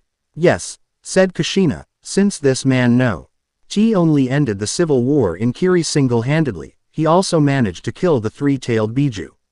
The room was in an uproar at this bit of information, since a man who was able to literally kill what was deemed unkillable was someone they needed to make peace with immediately. Our plan is to invite Asura here to discuss an alliance with our village, said Kushina in a serious tone. Our main offer will be a political marriage so as to at least try and gain one child of his blood so that his power will be within our village. And with that, this meeting is over. The council members all left the room as she said that, all hoping beyond hope that whatever their Hokage had planned to ensure an alliance with Kiri worked, since their very futures depended on it. I hope you liked this chapter. And for those who are probably asking why the people in Konoha don't know Asura is a Namikaze yet, it is because he hasn't told anyone of that fact yet, since he wants to reveal it later. Well, until next chapter. Mantra vs. Chakra, Clash of Titans. Just a bit of a heads up, but I am working with a fan of my stories to write this story. He has a few characters he made for me to use that seemed perfect for this story. Because let us be honest here, who in the Naruto universe can fight Asura? People might say Kaguya, but she has never been seen to defeat a planet-sized god that tried to squish her by punching his finger a lot. So just wanted to let you know that there will be some OCs in this story, and the credit for them go to my fan friend. It had been 6 months since the Elemental countries had become aware of Asura Namikaze, but only as Asura, since he never spoke his last name to anyone yet.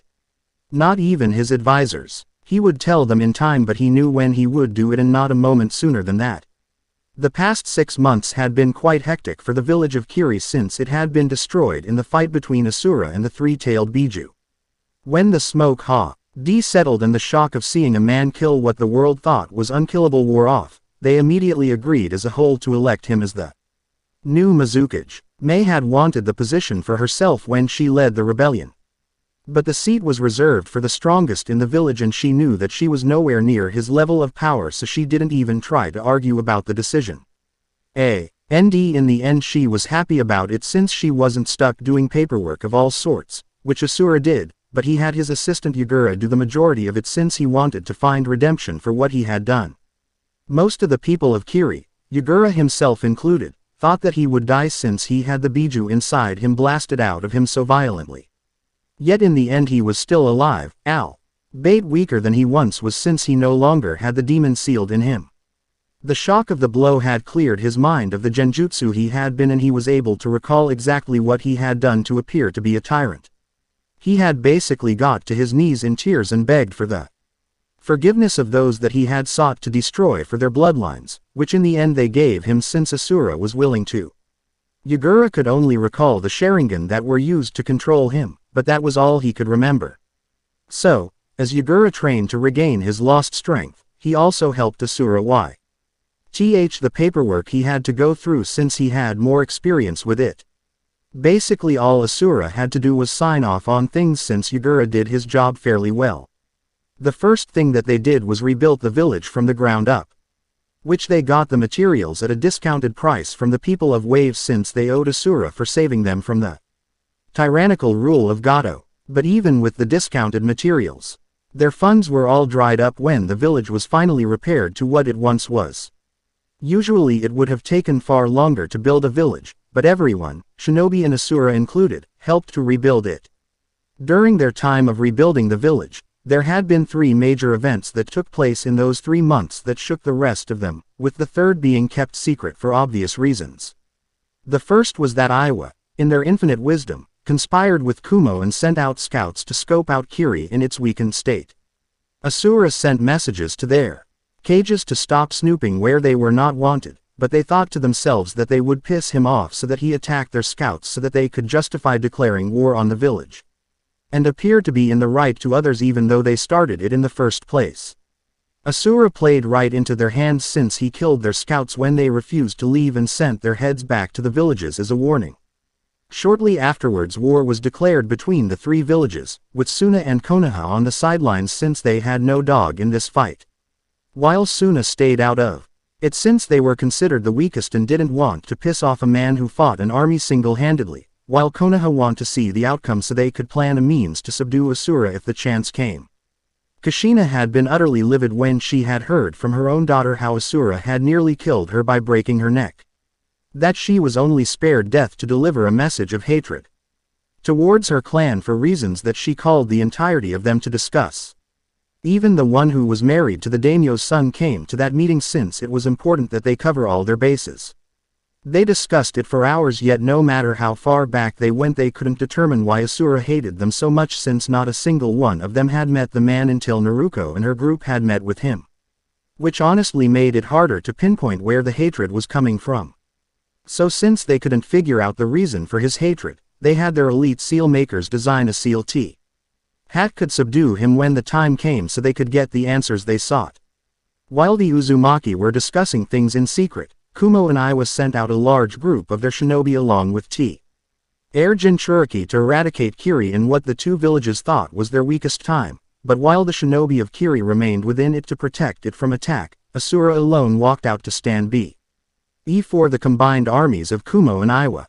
And Onoki had laughed at his boldness and demanded his immediate surrender under the threat of death if he didn't comply, but Asura simply laughed as he cracked the knuckles in his hands and activated his unlimited mode form.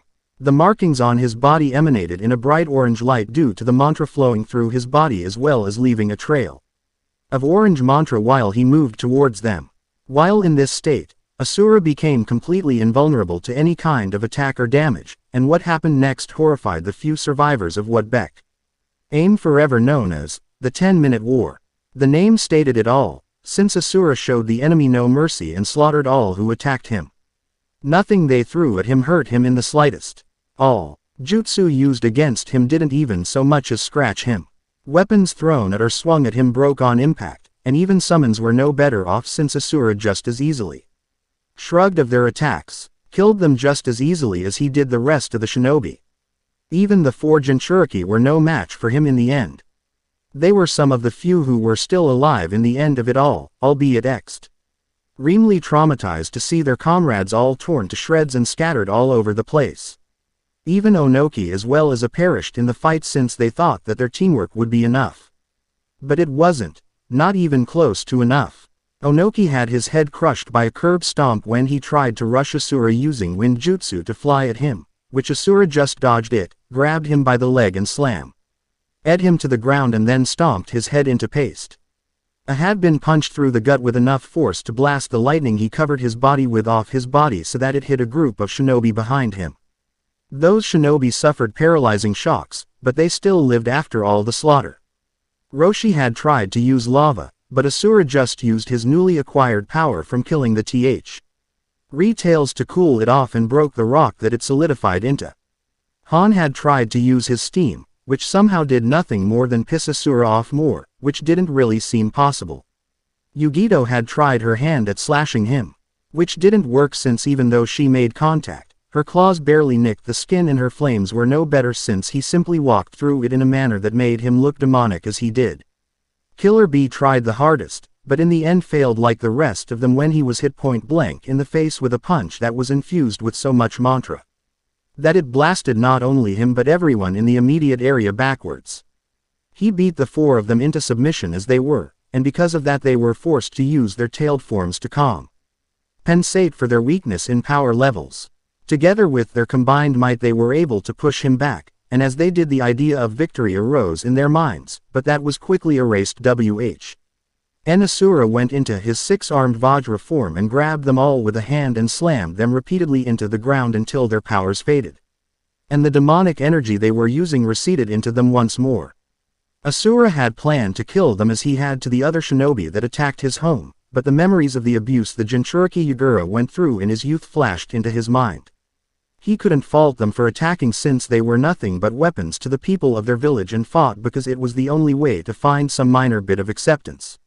So he spared them death, but had them detained in the cells covered with seals enhanced with mantra. While Asura's father Minato was proficient with seals, he was not as good as the Uzumaki, but his memories helped Asura in the field.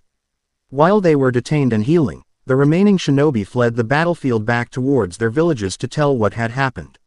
Each village had sent about 45%. of their village's roster to wipe Kiri out since they didn't think that they needed to send any more than that to wipe out the weakened village, but their plans ultimately backfired and only 3% of those sent made it back alive to tell the tale of what happened. The name of Asura had spread to all within the elemental countries at this point, and it helped his village grow.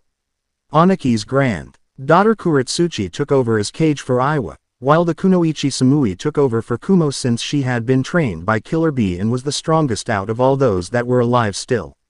Both sent non-aggressive agreements to Asura, who agreed to them, but while he agreed to the simple terms of, "Don't attack me and I won't attack you," the water daimyo began squeezing them for tributes with the threat of sending Asura to wipe them out if they didn't comply.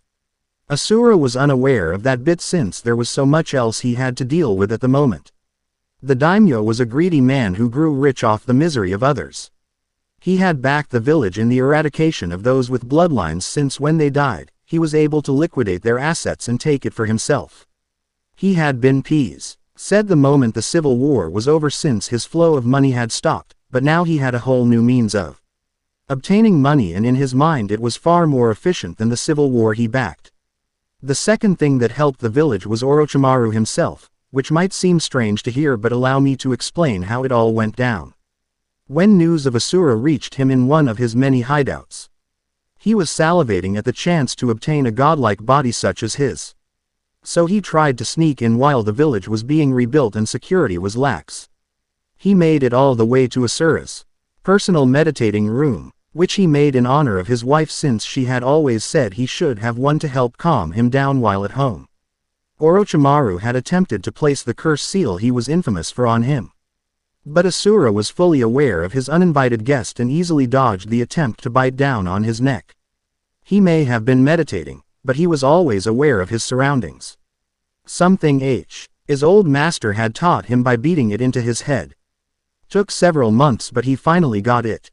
Asura easily overpowered Orochimaru, who then dissolved in his hand since it was a mud clone, and the other 24 attempts at trying to curse him. Asura grew amused at this man's sheer will to keep trying, and he made it known by requesting to the real Orochimaru to make himself known so that they could talk about a deal that would satisfy the both of them. It took a few more mud clones before for Orochimaru to finally give in since he was not able to curse him. When he finally appeared himself, Asura surprised him with a bottle of sake. Orochimaru took it with a bit of hesitation, and questioned why it was offered in the first place. Asura just simply stated that sake was perfect or a conversation between enemies of any sort since any man deserved a final drink, but that wasn't the reason he called for him.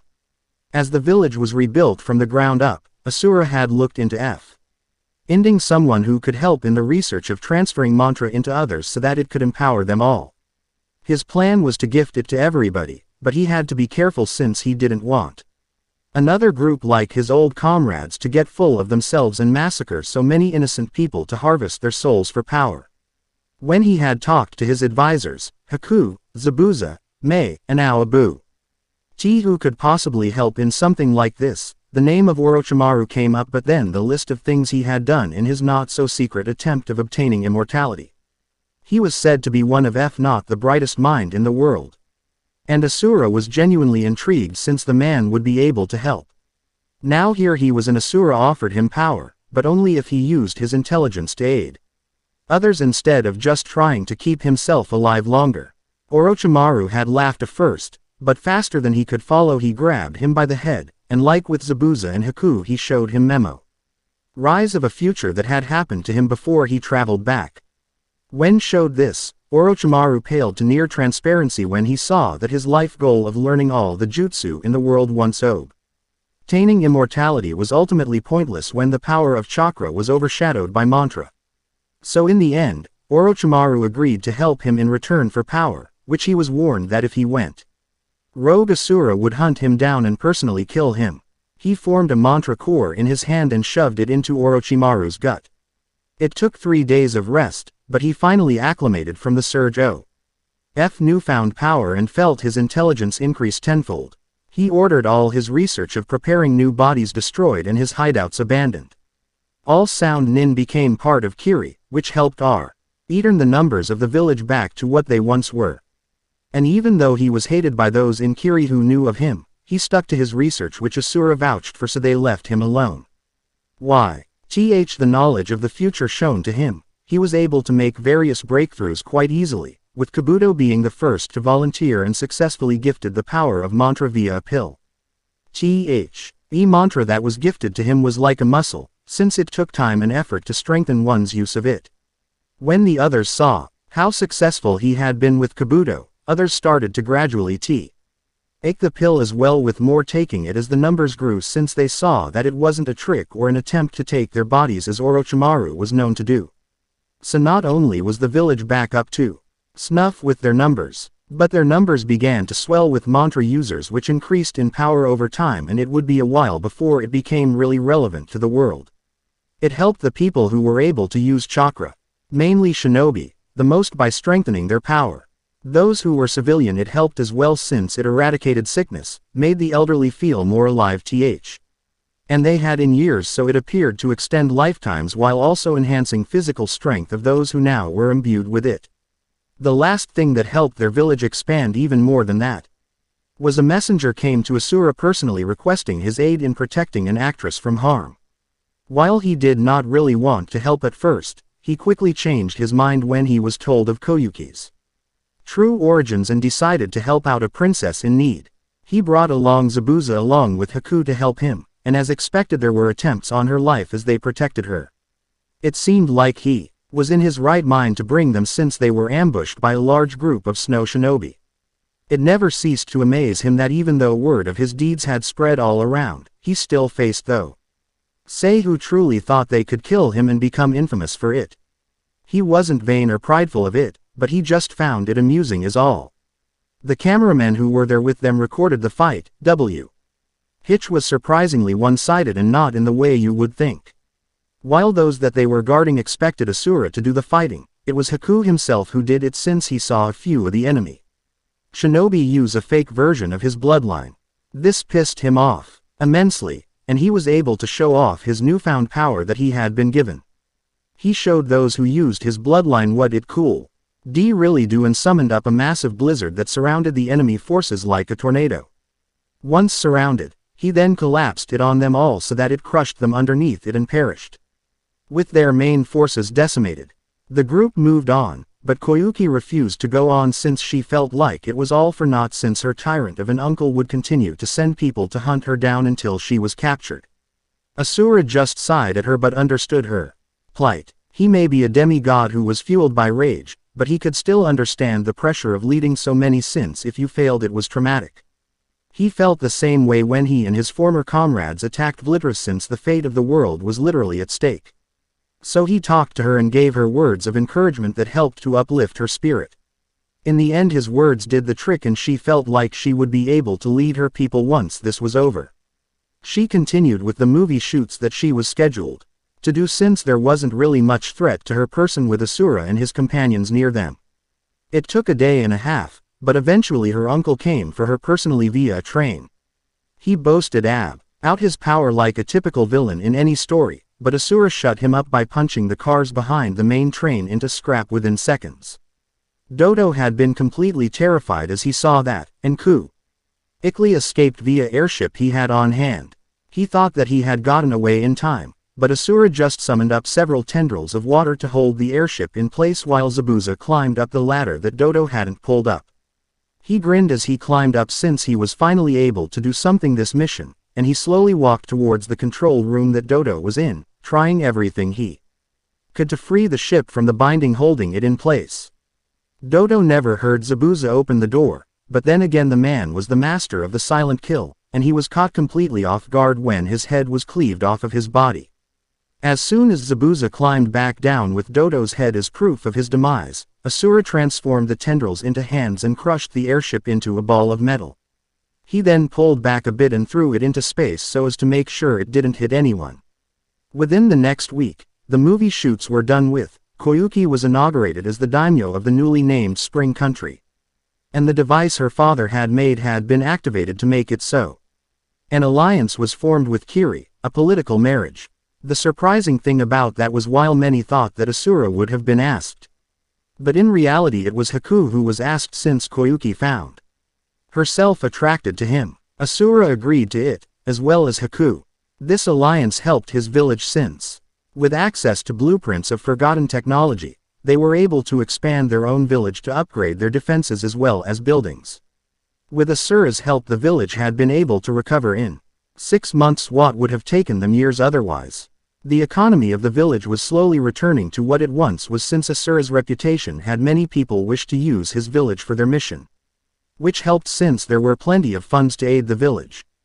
Today found Asura in his office signing off on paperwork and missions that he assigned to his shinobi.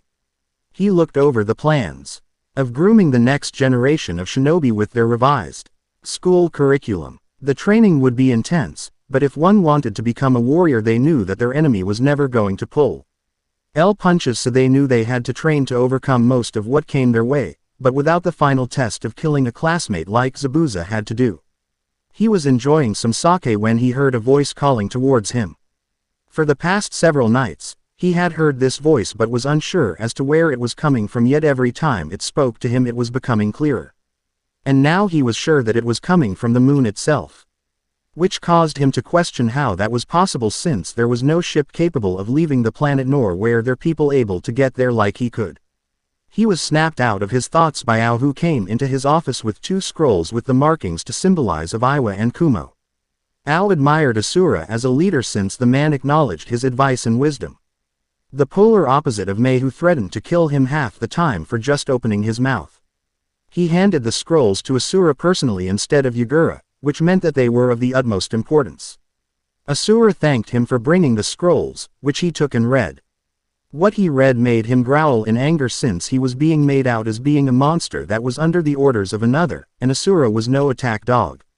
The scrolls were from the 2 cages begging him to spare their villages since they were short on funds and were not able to pay the tribute that was being demanded of them by the water daimyo. Asura was furious since he was no fool and came to the realization that his leader was using him as a threat to extort people for his own greed. And if that wasn't he didn't even so much as use a single cent of that money to aid in the repairs of his shinobi village. Asura would deal with him in time, and he wrote out and sent messages to the 2 villages to explain that he had given his word that he wouldn't attack them as long as they didn't attack him.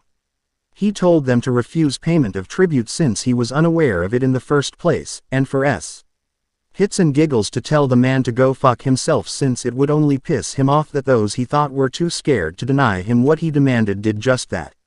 So while he waited for the obvious message from the daimyo to come to him so that he could order Asura to attack them, he had to deal with the voice he heard since he was genuinely curious as to why he heard it in the first place. Yagura, said Asura as he chugged the last of the sake in his bottle. The man at the store had his own method of making it that Asura funded since he gave him a discount as well as large bottles of it.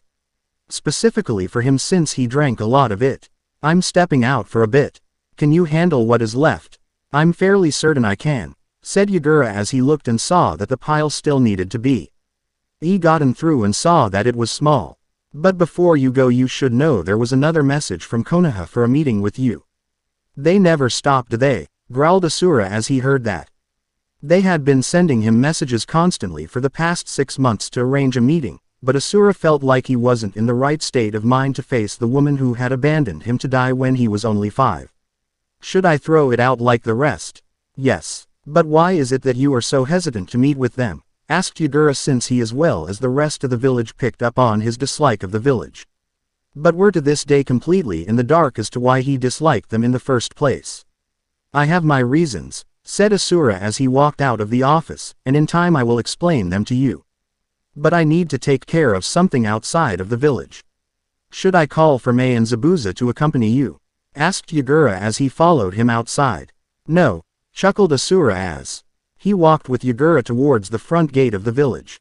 He had designed the seals that made the walls basically indestructible, which he had tested via large summons such as Orochimaru's. Asura remembered that day since the snake, Manda, if he was remembering correctly, had demanded sacrifices when he was summoned. Asura refused his demand and he had gotten pissed about it and tried to devour him. Asura didn't even flinch as he did and let him do it. Asura made his way to the tail on the inside and grabbed a hold before he ran out the mouth after kicking his mouth open. He then pulled and turned him inside out. Manda then returned to his home realm with the warning that he would kill him if he ever made demands for sacrifices again. And to this day he never has, since he was afraid of Asura. Where I am going they cannot follow. And where are you going? Asked Yagura, since where could he go that others could not? The moon. Sir, said Yagura as his sweat dropped at that remark. Not to insult you or anything, but I don't see how you could possibly get there, since was no way to do just that. For you maybe, said Asura with a smirk, but I can. Asura then bent his knee and jumped up with enough force to crack the ground in the surrounding area. Yagura could do nothing other than look upwards with bulging eyes and a, what the fuck, look on his face. Never, and I mean never, did he guess in a million years that someone would simply jump to the moon. Just who the hell was Asura really? Is Asura around? Asked Mei as she as well as Zabuza showed up with a scroll in hand. We got an invitation to the wedding between Koyuki and Haku. Kind of hard to believe that I literally met that boy on the streets, said Zabuza with a smirk. And now he is going to marry a real princess. It seems like the plot of some fairy tale if you think about it. Yagura, asked Mei in concern, since she saw him just standing there with a look of shock stuck on his face. Are you okay, Moon? He managed to finally say. What about it? Asura jumped to the moon. Wait, what? Asked Mei in as much shock that Yagura was in. Zabuza wasn't shocked, since he had seen Asura's Mori's, and that included his fight on the moon with August. They had jumped to the moon then, so he obviously could do it now. The moon. Asura landed on the moon with a crash that formed a crater from the impact. But then again, there were many craters on the moon, so it was just one of thousands like it. He jumped out of it and began to hop along the moon towards the source of the voice he was hearing, calling for help. The closer he got to it, the louder and clearer it got for him to hear it. It took a while to find the source, and since he was on the moon itself, it was hard to tell the time, so he was unsure as to exactly how long it took to find it. What he found made him raise an eyebrow, since what he saw was a massive seal, the likes he had never seen in his life. He saw what was clearly and to seal something fairly powerful away, but as to what he was unsure. So he made his way to the center of the seal and powered up mantra into his hand. Once he had enough, he punched the ground enough force to crack the moon for miles around. The seals on the ground began to vanish, and as they did, the ground rumbled beneath his feet. All of a sudden the rumbling stopped, but he was then blasted backwards from a massive explosion of power that sent up a pillar of light that was blinding. He saw a feminine figure within it that screamed out in joy at being released from her prison. I'm free, shouted the woman. She was a pale-skinned woman with delicate facial features. She had extremely long, sweeping white hair. She possessed white clear eyes, and her eyebrows were cut very short and round, a symbol of nobility. And she wore a red shade of lipstick on her lips.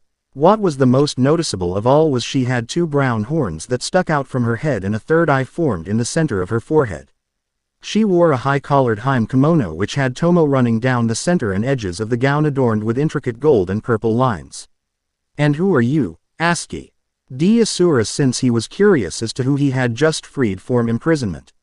I'm Kaguya, said the now named woman, and now that I am free I will finish what I started and reclaim all the chakra that is in the world. You do understand that by doing that you would be killing off everyone, since it is so deeply ingrained into their beings that they would die without it. I am aware of this, said Kaguya as she glared at him. Well, that makes my choice all the easier to make, said Asura as he clenched his teeth and tightened up his fists in preparation. And what choice is that? Said Kaguya, with a smirk, since she hoped this pathetic mortal would make her day by trying to attack her.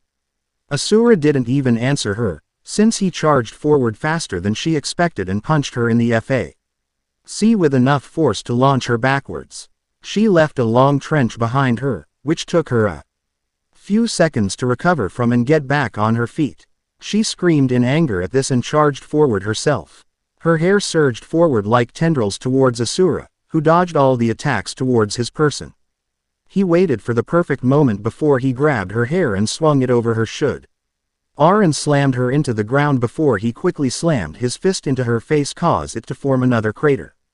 She grew even more pissed that this man had the gall to strike her, and she let her rage be known with a blast of power that made Asura skid back a bit, but it wasn't anything he hadn't faced before.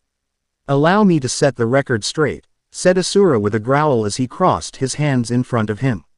"As long as I draw breath, the world is under my protection, and since you have so boldly stated that you wish to commit genocide, that means I have to kill you. And you think you can stop me? I can, and I will." Kaguya activated her Byakugan as she glared at him, and quickly she opened them in surprise. A normal person had lines of energy that represented their chakra, but His man had no lines since his whole body was flowing with energy, and it hurt her to look at him with her eyes activated, so she turned it off. She decided to change the scenery since the moon wasn't the best place for their fight, since she was a bit of a strategist. She teleported them to the heart of an active volcano, with the two of them standing on a large hot stone. That was the only thing separated them from the liquid magma under it. "I shall erase your existence here where you stand," said Kaguya as she launched a massive fist made of pure chakra at him. Asura caught the fist with his bare hands. But his power wasn't enough to stop it alone, so he was forced backwards from the force of the blow. He was so very close to falling into the lava before he activated his unlimited mode. And finally had enough power to push her back. Asura held her chakra fist with one hand before and charged his own attack into the other. Once fully charged, he formed it into a mantra-infused Rasengan, and that he stuck her attack with and charged forward directly through it. Her eyes opened in shock since she didn't think he had that sort of power, and since she wasn't expecting that his attack blast her into the far wall of the volcano with an earth-shattering results. Asura felt her power disappear somehow, and then reappeared behind him. He turned around quick enough to grab the hand she had used to try and strike him down from behind. He looked at her face and was surprised to see her with tears in her eyes as she looked at him. "My child, with whom I shared my chakra," she said as she pulsed power through her hand to begin the process of siphoning the chakra within him. "I am taking it all back to undo the mistake I made of gifting it in the first place." She quickly covered his bod.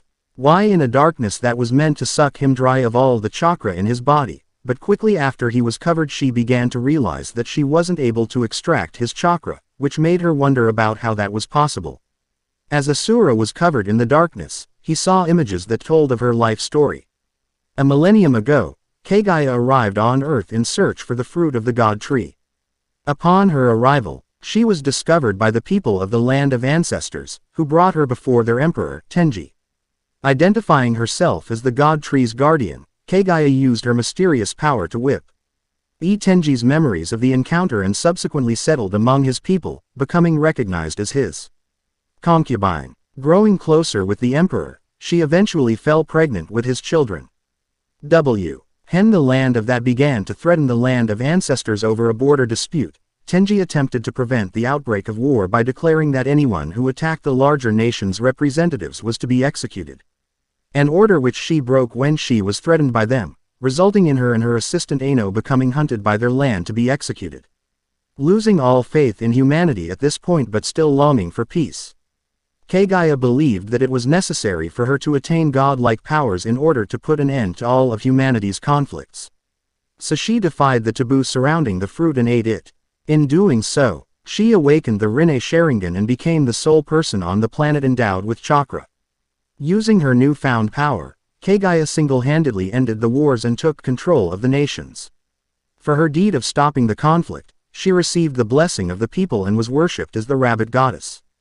After establishing peace and changing somehow, Kaguya used the infinite Tsukuyomi on humans to transform them into an army of white Zetsu over the course of many years in order to protect her chakra from being stolen by other clan members. Not wanting mankind to perish, she freed some victims of the genjutsu and erased their memories. While giving birth to her twin sons Hagoromo and Hamura, she dispersed chakra to them, making the pair the first people born with chakra. Ruling by herself and often resorting to cruelty, since when she tried to rule peacefully people rebelled, her dojutsu and jutsu were regarded with fear, awe and reverence by humans. At some indefinite point, the rabbit goddess had instead become known as a demon due to the rumors her own children spread against her. Eventually, Kaguya found herself betrayed by those she cared for since she overheard her own children plan to kill her and take her power to rule the world themselves, which the revelation turned her against her sons. Having devised a plan to absorb their chakra as easily as possible, she integrated with the God Tree and became the Ten Tails, followed by her challenging the twins to battle. Assuming the Ten Tails was an incarnation of the God Tree T, had attacked them to recover the chakra from its stolen fruit, Hagoromo and Hamura sealed the beast's chakra within the former's body while using its husk as the core of Six Paths Chibaku Tensai, creating a celestial body that would become known as the Moon. Hamura later took leadership of the Otsutsuki clan and departed to the moon to guard the beast's remains as he was the one to create the seal that Asura had destroyed, while Hagoromo remained on Earth in order to spread chakra to humanity and teach them how to use it. However, just before her sons could completely seal her, Kaguya had manifested her will in the form of an artificial human called Black Zetsu. With the agenda of reviving its mother, Black Zetsu tried to manipulate Hagoromo's eldest son, Indra Otsutsuki, but his attempt failed and he was destroyed without any success, leaving Kaguya forever sealed within the moon. As the images faded away, Kaguya had finally stopped trying to take his mantra since she wasn't able to extract it from him. She then threw him downwards into the lava below while releasing the darkness that covered him so that he fell in. Kaguya smiled as he fell in since she had thought that she had won and stood there to make sure that she was right. As Asura sunk into the magma, he simply chuckled since he wasn't hurt in the slightest from it. He had been submerged before in magma and had been fine.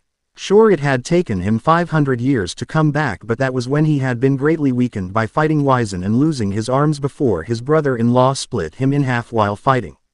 He was at full power here, not even using a full 10% of it, and was whole and had no missing limbs, so he wasn't bothered. "Heal my mother's heart," said a voice that Asura couldn't place. He was starting to get pissed about that since he questioned why the strange disembodied voices were all in his head instead of others. Asura looked around and saw a figure materialize in front of him. Asura recognized him as the ghostly form of her son Hamura. "Heal my mother's heart," he said again as he touched Asura on the head. His spirit began to fade as he repeated the sentence one last time. Asura wondered what he meant by that and why he of all people would say to do that, seeing that he and his brother had tried to kill their own mother for power. He would worry about that later, since he needed to strike now. He felt as Kaguya used her power once more to shift the area she was in, with the destination being the moon that they had left not too long ago. But before she could complete the transport, she had been unexpectedly punched upside the head with a lava-covered fist that burned her cheek badly, but she healed from it quickly. The punch disrupted her concentration, making her change the destination of her teleportation. Instead of the moon, they teleported to an ice dimension that froze them solid in place. Kaguya opened a portal that she slid into. She re-emerged outside of the glacier Asura was still frozen in. She powered up another chakra fist to crush him once and for all, but she had to cover her face when the glacier he had been frozen in shattered from the amount of power he was pulsing with. Steam was coming off his body since he was warmed by his wrath alone. She grew angrier at his persistence and used her power to mold the terrain into weapons by summoning multiple razor-sharp icicles to rise up toward him. Asura charged through the air towards her with his fists powered up with mantra. He dodged those he could and punched through those he couldn't. Before he could lay a punch on her, she shattered in midair, which surprised him for a second, but not as much as the icicles that appeared in all directions and pinned him in place.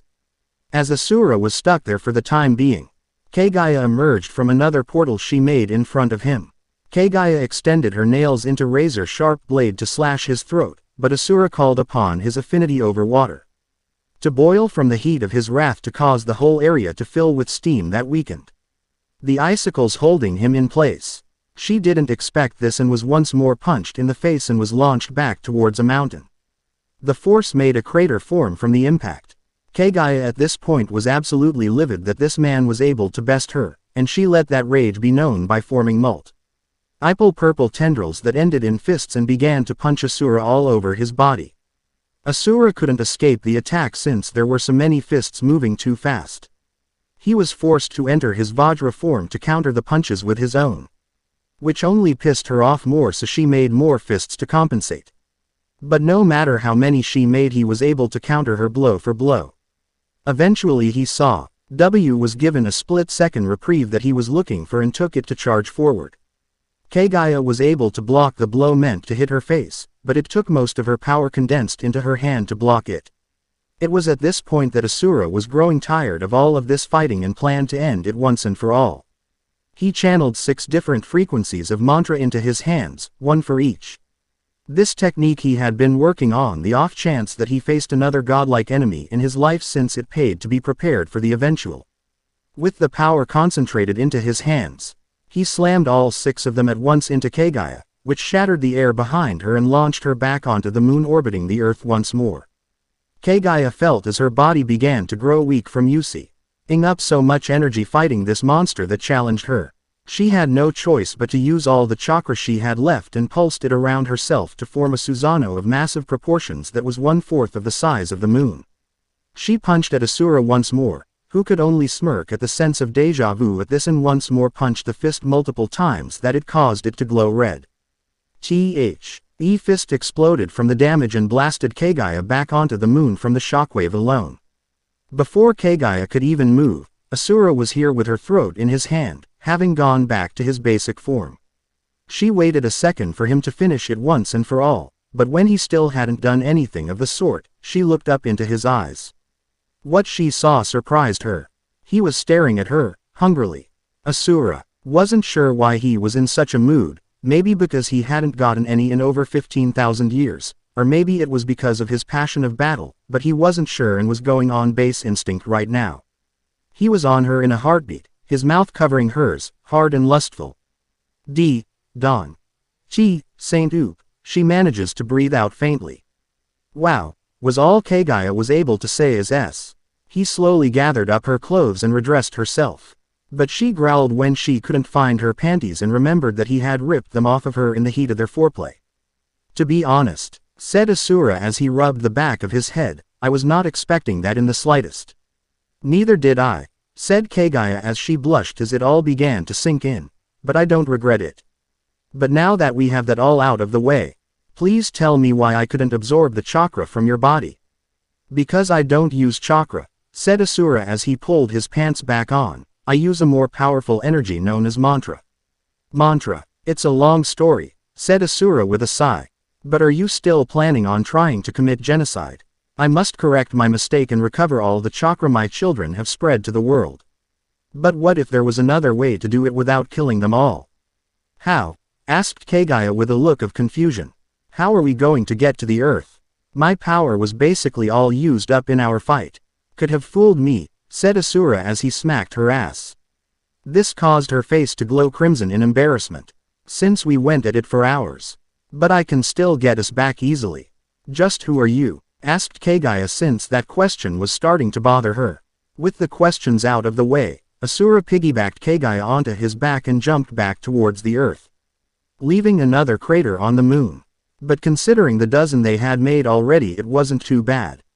Elsewhere, as their epic battle took place on the moon along with other dimensions, A.W. Oman appeared out of a rip in space and time. The rip sealed back up after she fell out, and she looked around in confusion since she had expected something other than this. But then again she wasn't sure what was going to happen when her father killed Chakravartin. The woman is a beautiful young-looking girl with long black hair. She wears her hair in a braided style with a headdress and long light blue dress. Her attire is similar to that of a priestess. This woman was Asura's daughter Mithra, and after she got her bearings, she began to walk in a random direction in search of her father, W. Ho's energy she could faintly feel in the air. 1 week later. For the past week, Asura had been filling in Kaguya in on the way of the world from this time along with his own time before he was sent. Kaguya had also been helpful with another thing, which was the extraction of the Biju from their Jinchuriki without killing them. Asura had sat down and talked to them and explained to them what was going to happen. Which they were against at first, but Asura explained that the demons within them were not their friends and were constantly looking for a means to escape their seal so as to wreak havoc upon humanity. They all went within their own minscapes to confirm this, but the demons of course lied and said it wasn't true. In the end they were all extracted and consumed by Kaguya to help her regain her lost strength. which was still not enough to beat Asura, and he had yet to go higher than his Vajra form in their fights. The four of them were then offered a chance to go home or to remain within the village, where he would teach them personally along with Inari, who had come to attend their academy when it was rebuilt. Asura tutored him in his spare time as he promised, and he showed potential as Asura knew he would. The four former Jinchuriki had looked at each other and then got to one knee and asked to be trained. So Asura did that, as their bodies acclimated to the mantra given to them. A week after he had returned home, he received a note from the water daimyo as he expected. He told his advisors that he was going to meet with him and to tell Haku that he was sorry that he would be forced to miss the wedding since he had to meet with him. While all his advisors other than Ao, who volunteered to stay behind to do the paperwork in their absence as a temporary Mizukage, when to spring to celebrate the wedding of Koyuki and Haku, Asura made his way to the capital. As he arrived near it, he noticed the obvious signs of fear they showed him, since he was a fairly intimidating man. His own shinobi were the same way at first, but over the course of a month they learned he wasn't going to just go out and kill people, so they stopped fearing him and just respected him. Asura made his way to the palace of the water daimyo, where he was stopped by the guards at the front gate. Asura mentally laughed as they were shaking in their boots at his presence while trying to put up a tough facade which they weren't really selling. He handed them the message, which they saw, and then moved out of the way to let him through. It took a few minutes, but Asura finally made it to the throne room. "Welcome, Asura," said the daimyo as he smiled. The room was full of samurai that he had been able to hire with all the money he had collected over the years, and it made him feel invincible. "Do you know why you are here?" "No," said Asura as he stood there with his arms crossed, "so enlighten me on the necessity as to why I am here." "Watch your tone, boy," said the daimyo in anger at his weapon's tone of voice. "Boy," said Asura with a raised eyebrow, "I assure you that I am so much older than you are. Be that as it may, I have called you here because of the disrespect of the villages of Iwa and Kumo. They must be taught a lesson, and I want you to go and teach it personally." "No," said Asura simply as he looked this man directly in the eyes. "Excuse me, I said no. You have no choice in the matter. You honestly believed that you had control over me," growled Asura as the samurai surrounding him placed their hands on their sword hilts. "I am under the command of no one, especially a greedy pig such as you. You dare," shouted the water daimyo in rage, but was cut short as he was slammed against the wall with Asura's hand on his throat. A single samurai moved forward to slash him from behind, but the sword broke upon impact, and Asura punched his head off with his free hand. The rest of them stopped in their tracks since they didn't want to die so gruesomely. "I gave my word to the villages that as long as they didn't attack me I would leave them alive. But now you, a man who sat and watched as the village of your country tore itself apart and did nothing to stop it. You sat here in your home with all the expensive things you bought from the money you took from the clans who died under your rule. You used me as a threat to extort money from the Kaun Tries whose armies I decimated to fatten your already obese wallet. And now you think that you can just order me to slaughter innocent people because you sit in this chair." Asura growled as his grip tightened on his throat. "Please," gargled out the daimyo, but those were his last words before Asura crushed his throat and threw his dead body to the side. "You just killed our daimyo," said one of the samurai as Asura began to walk out of the room. "I killed a tyrant," said Asura as he stopped for a second. "Now you can put a better leader in charge." And with that, Asura left the room and walked out of the capital with the news of the daimyo's death leading to massive hysteria, since while the upper class were upset since their lives were now in chaos since the daimyo was no longer alive, protect their interests since they bribed him to do just that. The poor rejoiced since there was a chance that their lives might be better in the end. Only time would tell, and they had Asura to thank for it. 3 days later, Asura walked with Zabuza and made towards the village of Konoha. He had carried them a bit as he jumped most of the way in a single bound, but he didn't want to cause too much trouble, so they walked the last bit of the way so as to keep things simple. Asura had finally had enough of the constant messages from Konoha, so he decided to nip it in the bud and deal with it once and for all. The death of the water daimyo had not become known to any other country as of yet, and so he decided that now was the best time to handle this. As he and his escort, which he didn't need to be honest, Arrived at the gates of Konoha, they were let through immediately since his reputation preceded him and they were under direct orders to let him through if and when he arrived. Once inside, he told his escorts to do as they wished but to not get comfortable since they wouldn't be there long. Asura went to find something to eat while one of the guards went to announce his arrival to the Hokage. Asura walked to find somewhere to eat. The entire time he saw people go out of their way to move out of his way. He sensed the Anbu who were following him, and he would bet a year's worth of sake that most of them were Uzumaki since they would most likely wish to observe him in some effort to see how to defeat him.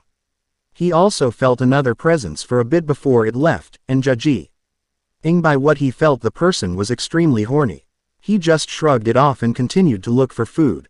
He passed by a ramen stand, but he wasn't in the mood for that so he decided on a barbecue restaurant instead. There he ordered basically one of everything on the menu since he was fairly hungry. As he ate he noticed the other customers looking at him, but once again he just shrugged it off since he didn't really care. Once he was done he left the money he owed on the table and a good tip since the food had been good, and as he left the restaurant he was met by a half-dozen shinobi who were here to escort him to the meeting he was there for. They had gotten there earlier but they had been kind enough to allow him to finish his meal first. He told them he knew the way, so they dispersed as he made his way towards the tower. Along the way, he saw two girls arguing over something that he didn't know or care, one of which was his former sister Naruto, while the other was a loud pink-haired young woman. Asura wanted to walk past them but they were directly in the way of the road he was walking.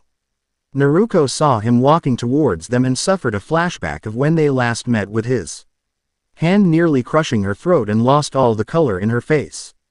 Sakura picked up on this and looked to see who had frightened her so. And as she saw Asura standing there she grew afraid as well. Since she had heard of what he had done.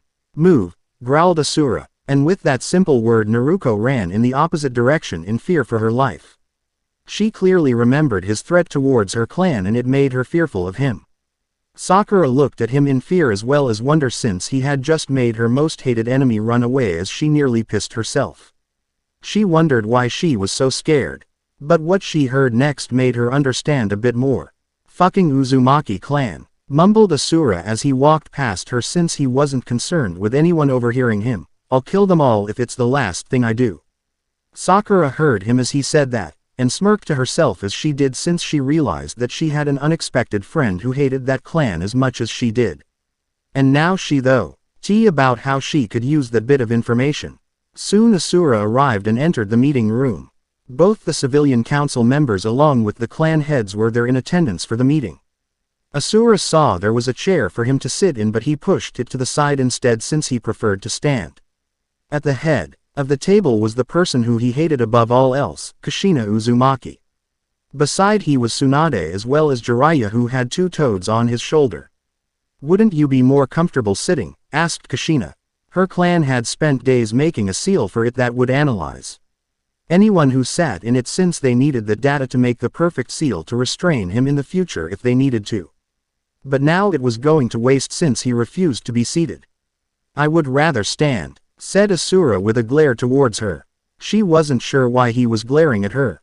So why have you constantly been sending me messages to meet with you? I ignored all of them and yet you still sent them. We just wanted to discuss an alliance between our villages, said Kushina as she pulled out a scroll that she had prepared. Since you are a strong warrior and we are the strongest village it would be mutually beneficial. Mutually beneficial, said Asura. The last time I checked not a single damn one of you were able to fight of 3 separate armies single-handedly or kill a Biju since the Yondaime Hokage himself. How is it mutually beneficial if I am the one who would mostly do everything? You wouldn't have to fight our battles, said Kushina as she tossed him the scroll in her hand, which he caught without looking away from her with his glare. Asura looked at the scroll and saw the proposition that written within. It was an alliance between the two villages, but it was via an arranged marriage with one of several candidates, 3 of which happened to be clan heads in this very meeting.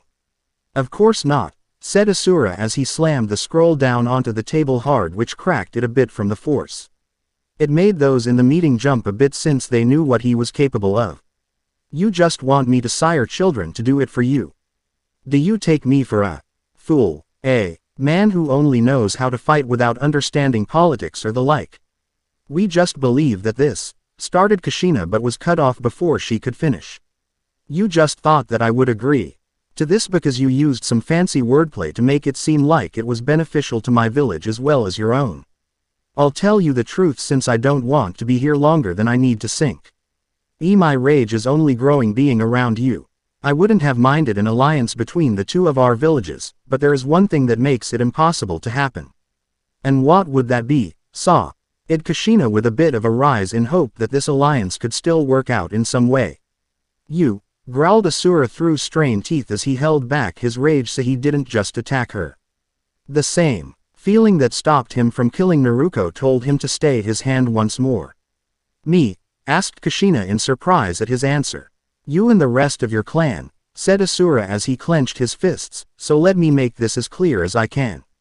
As long as you and your pathetic clan reside within this village or fire country as a whole, I will have no business with you. Why do you hate my clan so much? Asked Kushina angrily as she arose from her seat. What did we ever do to you? You took everything from me, shouted Asura as he slammed his fist onto the table so hard it shattered. The civilians backed up towards the wall in fear as the clan heads got into a defensive position in front of Kushina. And I will make you all pay. We will not allow you to attack our cage, said Hitomi as she got into a more aggressive gentle fist stance. I have no plans to fight you today, said Asura as he took a deep breath and calmed himself down a bit, for I have no quarrel with the rest of the village. Just her clan alone. Why do you hate her clan so much? Asked Inoichi since he wanted to know why this man was so angry at their leader. I can only hate a clan who would sacrifice one of our own just because they were weaker than the rest and thought of them as a blight on their image. Kushina's eyes opened wide as she heard this. No one other than her own clan members knew of Naruto's death since they had abandoned him on the island to die. Kushina had gone back once several months after they left and found his body laid at the foot of the tree in the center of their old village. She had taken the time to bury his body beneath the same tree she found him, since he at least deserved a proper burial. While he was too weak for the plans her clan had in the future, he was still in Uzumaki and deserved to be buried. Now I will give the same bit of advice that a woman once gave to me in my youth, said Asura as he turned around to walk away. Do me a favor and fade away. Kushina lost all the color in her face as she heard that one line. It all made sense to her now. The hatred toward her and her clan, the glaring, the attack on Naruto without provocation of any sort. Naruto, she said with pure fear in her voice. I am Naruto no longer, said Asura with a tone full of malice. You killed him when you left him to die alone. I am what he became. I am Asura Namikaze. The room went deathly silent as he said that, and he used that silence and shock to leave the room. He left the tower and as he did Mei and Zabuza appeared next to him as he left the village.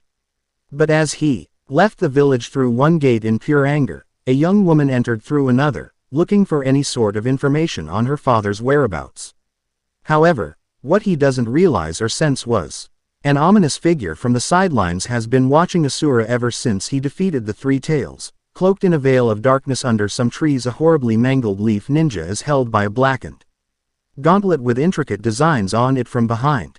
Interesting. So this is the one that's been sensed causing enormous fluctuations of power. It's been a while since I felt a grand power such as this.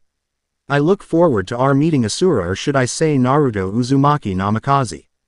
The figure says in a deep demonic voice as a quick snap is heard ending the life of the near-death ninja, AF. Tear all. He found out who the man was and where he was at in the multiverse from him. The process broke the man's body in ways that were beyond medical. And just as quickly as he had appeared he had left in the shadows, leaving nothing more than a mangled corpse left to show that someone was even there in the first place. Small tease for the next chapter, as asked for from a friend. The air grows heavily as Asura looks sternly at the figure across from him. Never has he felt such a powerful godly aura in all his life. The stranger reeks of pure demonic power that it has actually put him on edge. You know who I am.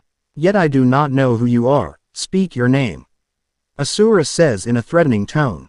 The stranger gives a small chuckle of laughter as if to mock him that it actually sends a shish Ivar through Asura's spine as if it's supposed to send fear amongst him. He could scare a whole army with that. Me. Well, fallen god, my name is Demon Lord Fear, and I am here to kill you. Fear says ND. The next thing that happens is Asura seizes his gauntlet covering fist in front of him. The battle of gods has begun. The end. I hope you enjoyed this episode. Remember to subscribe and like this video. See you in the next video.